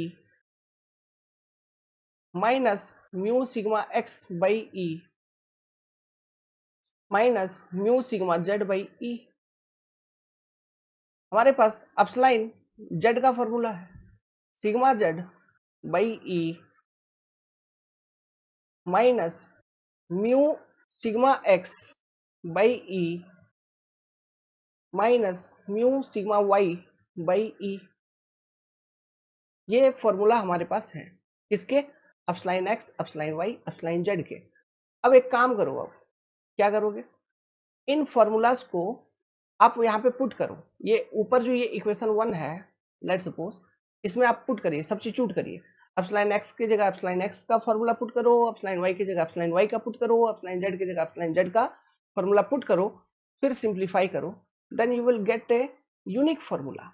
अब वो यूनिक फॉर्मूला आपको क्या मिलेगा, वो मिलेगा, देखिए, epsilon v will be equal to sigma x plus sigma y plus sigma z by E 1 minus 2 nu. ठीक है, तो ये अपने को मिल जाएगा formula. So this particular formula is valid for all cases, मतलब जितने भी, जैसे कि जो भी प्रिज्मेटिक शेप आपको दिखेगा, जैसे क्यूब हो गया, रेक्टेंगुलर बार हो गया, ये सारे प्रिज्मेटिक शेप है ना, या फिर किसी भी केस में, जब अगर मतलब कोई भी शेप है, उसके ऊपर 3-डायमेंशनल लोडिंग लग रहा है और उसका कुछ ना कुछ पॉइजन रेशियो का वैल्यू है, देन उन 3-डायमेंशनल लोडिंग के कारण क्या वॉल्यूमेट्रिक स्ट्रेन उसमें देखने को मिलेगा, you can also calculate by using this particular formula. It is valid for all cases, आप इसको सभी केसेस में लगा सकते हैं। हम न्यूमेरिकल करेंगे तब आपको दिखाएंगे। Valid for all cases, important formula है, बस ध्यान में रखना। चलो यही से एक नोट और बताते हैं आपको, न्यूमेरिकल करेंगे और ज्यादा, है ना, नेक्स्ट साइकिल में, तब वहां पे आपको चीजें समझ में आएंगी।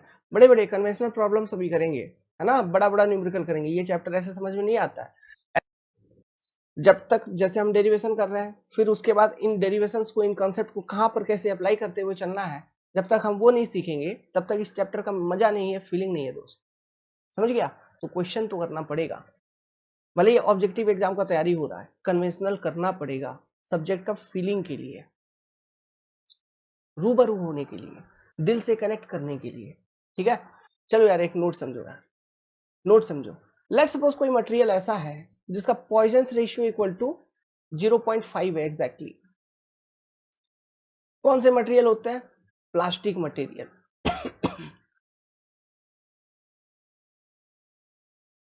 जैसे रबड़ हो गया, पैराफिन हो गया, वैक्स हो गया, एक्सेट्रा। तो उस तरह के मटेरियल के लिए तुम अगर अपस्लाइन V निकालोगे, क्या ये जीरो नहीं आ जाएगा, क्यों, यहां देखो यार, sigma x plus sigma y plus sigma z by E bracket में 1 माइनस 2 इंटू 0.5, 1 माइनस 1 मतलब ये जीरो हो जाएगा, तो overall epsilon v will be zero. Epsilon v equal to zero means dv by v equal to zero. dv by v equal to zero मतलब क्या है, वो जो मटेरियल तो है, मतलब volume initially it was not equal to zero. That is for perfectly plastic material change in volume upon loading is zero. Objective: for perfectly plastic material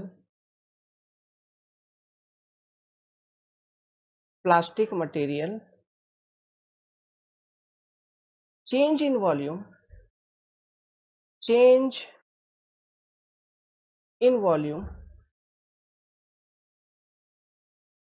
is zero. इसको एक नोट बना के लिख लो कॉपी पे बगल में. समझ में आया? ऑब्जेक्टिव क्वेश्चन में पूछते रहते हैं. ठीक है. अब दूसरा केस है, लेट्स सपोज एक कोई सॉलिड सर्कुलर बार है, मतलब ये बार सर्कुलर है. ठीक है. This is your solid circular bar. अब इस सॉलिड सर्कुलर बार का एक लेंथ है, इसका अपना एक डायामीटर है, इसका भी 3 एक्सिस डिफाइन कर दो, एक्स वाई जेड. ये एक्स हो गया, ये वाई हो गया, ये जेड एक्सिस हो गया, और तीनों एक्सिस के ऊपर स्ट्रेसेस लग रहे हैं, है ना. सॉलिड सर्कुलर बार 3D स्ट्रेस कंडीशन में है,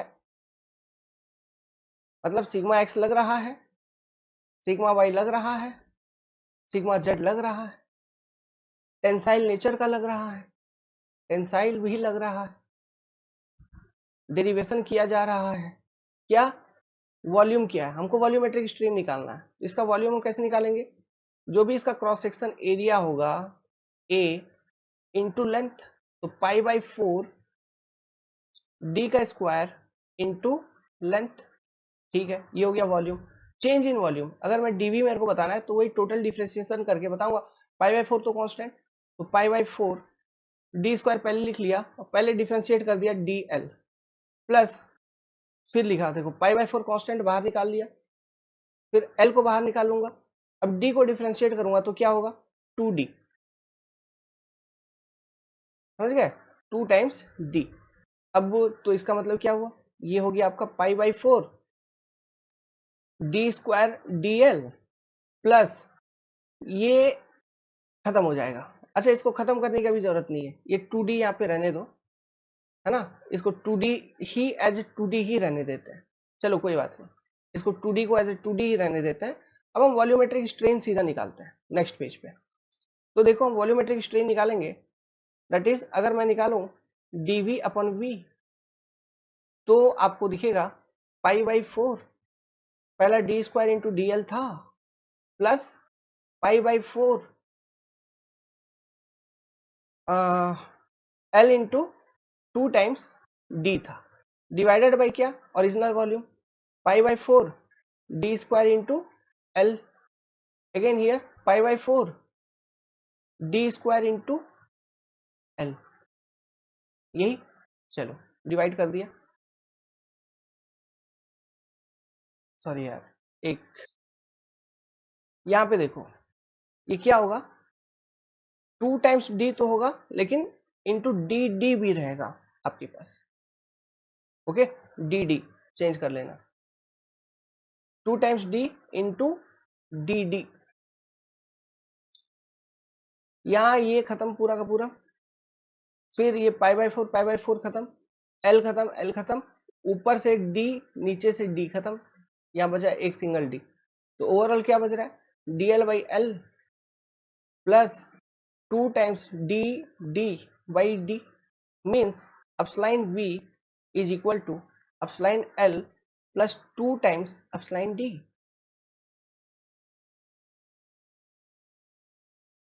This is the formula. समझे? इसी तरह से हम केस 3 करेंगे. स्फीयर, एक स्फीयर है, इसका डायमीटर क्या है d, मान लो इसका डायमीटर है, तो इसका वॉल्यूम क्या होता है पाई बाई 6 d का क्यूब. डिफ्रेंशिएट करो dv पाई बाई 6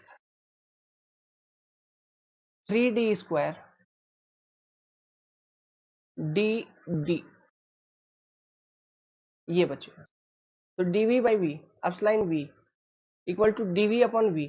जब dv अपॉन v करेंगे तो सोचो क्या क्या कट जाएगा, क्या बचेगा, ये पाई बाई 6 खत्म हो जाएगा, ऊपर 3 रह जाएगा, नीचे ऊपर d² है, उधर d³ है, तो d वो कट जाएगा, तो बचेगा क्या 3 टाइम्स dd बाई d, मतलब 3 टाइम्स अपस्लाइन d। समझ गया? This is your volumetric strain for sphere. तो इसी के साथ जो जनरलाइज्ड हुक्स लॉ का कॉन्सेप्ट था ओवरऑल हमने खत्म कर लिया, है ना।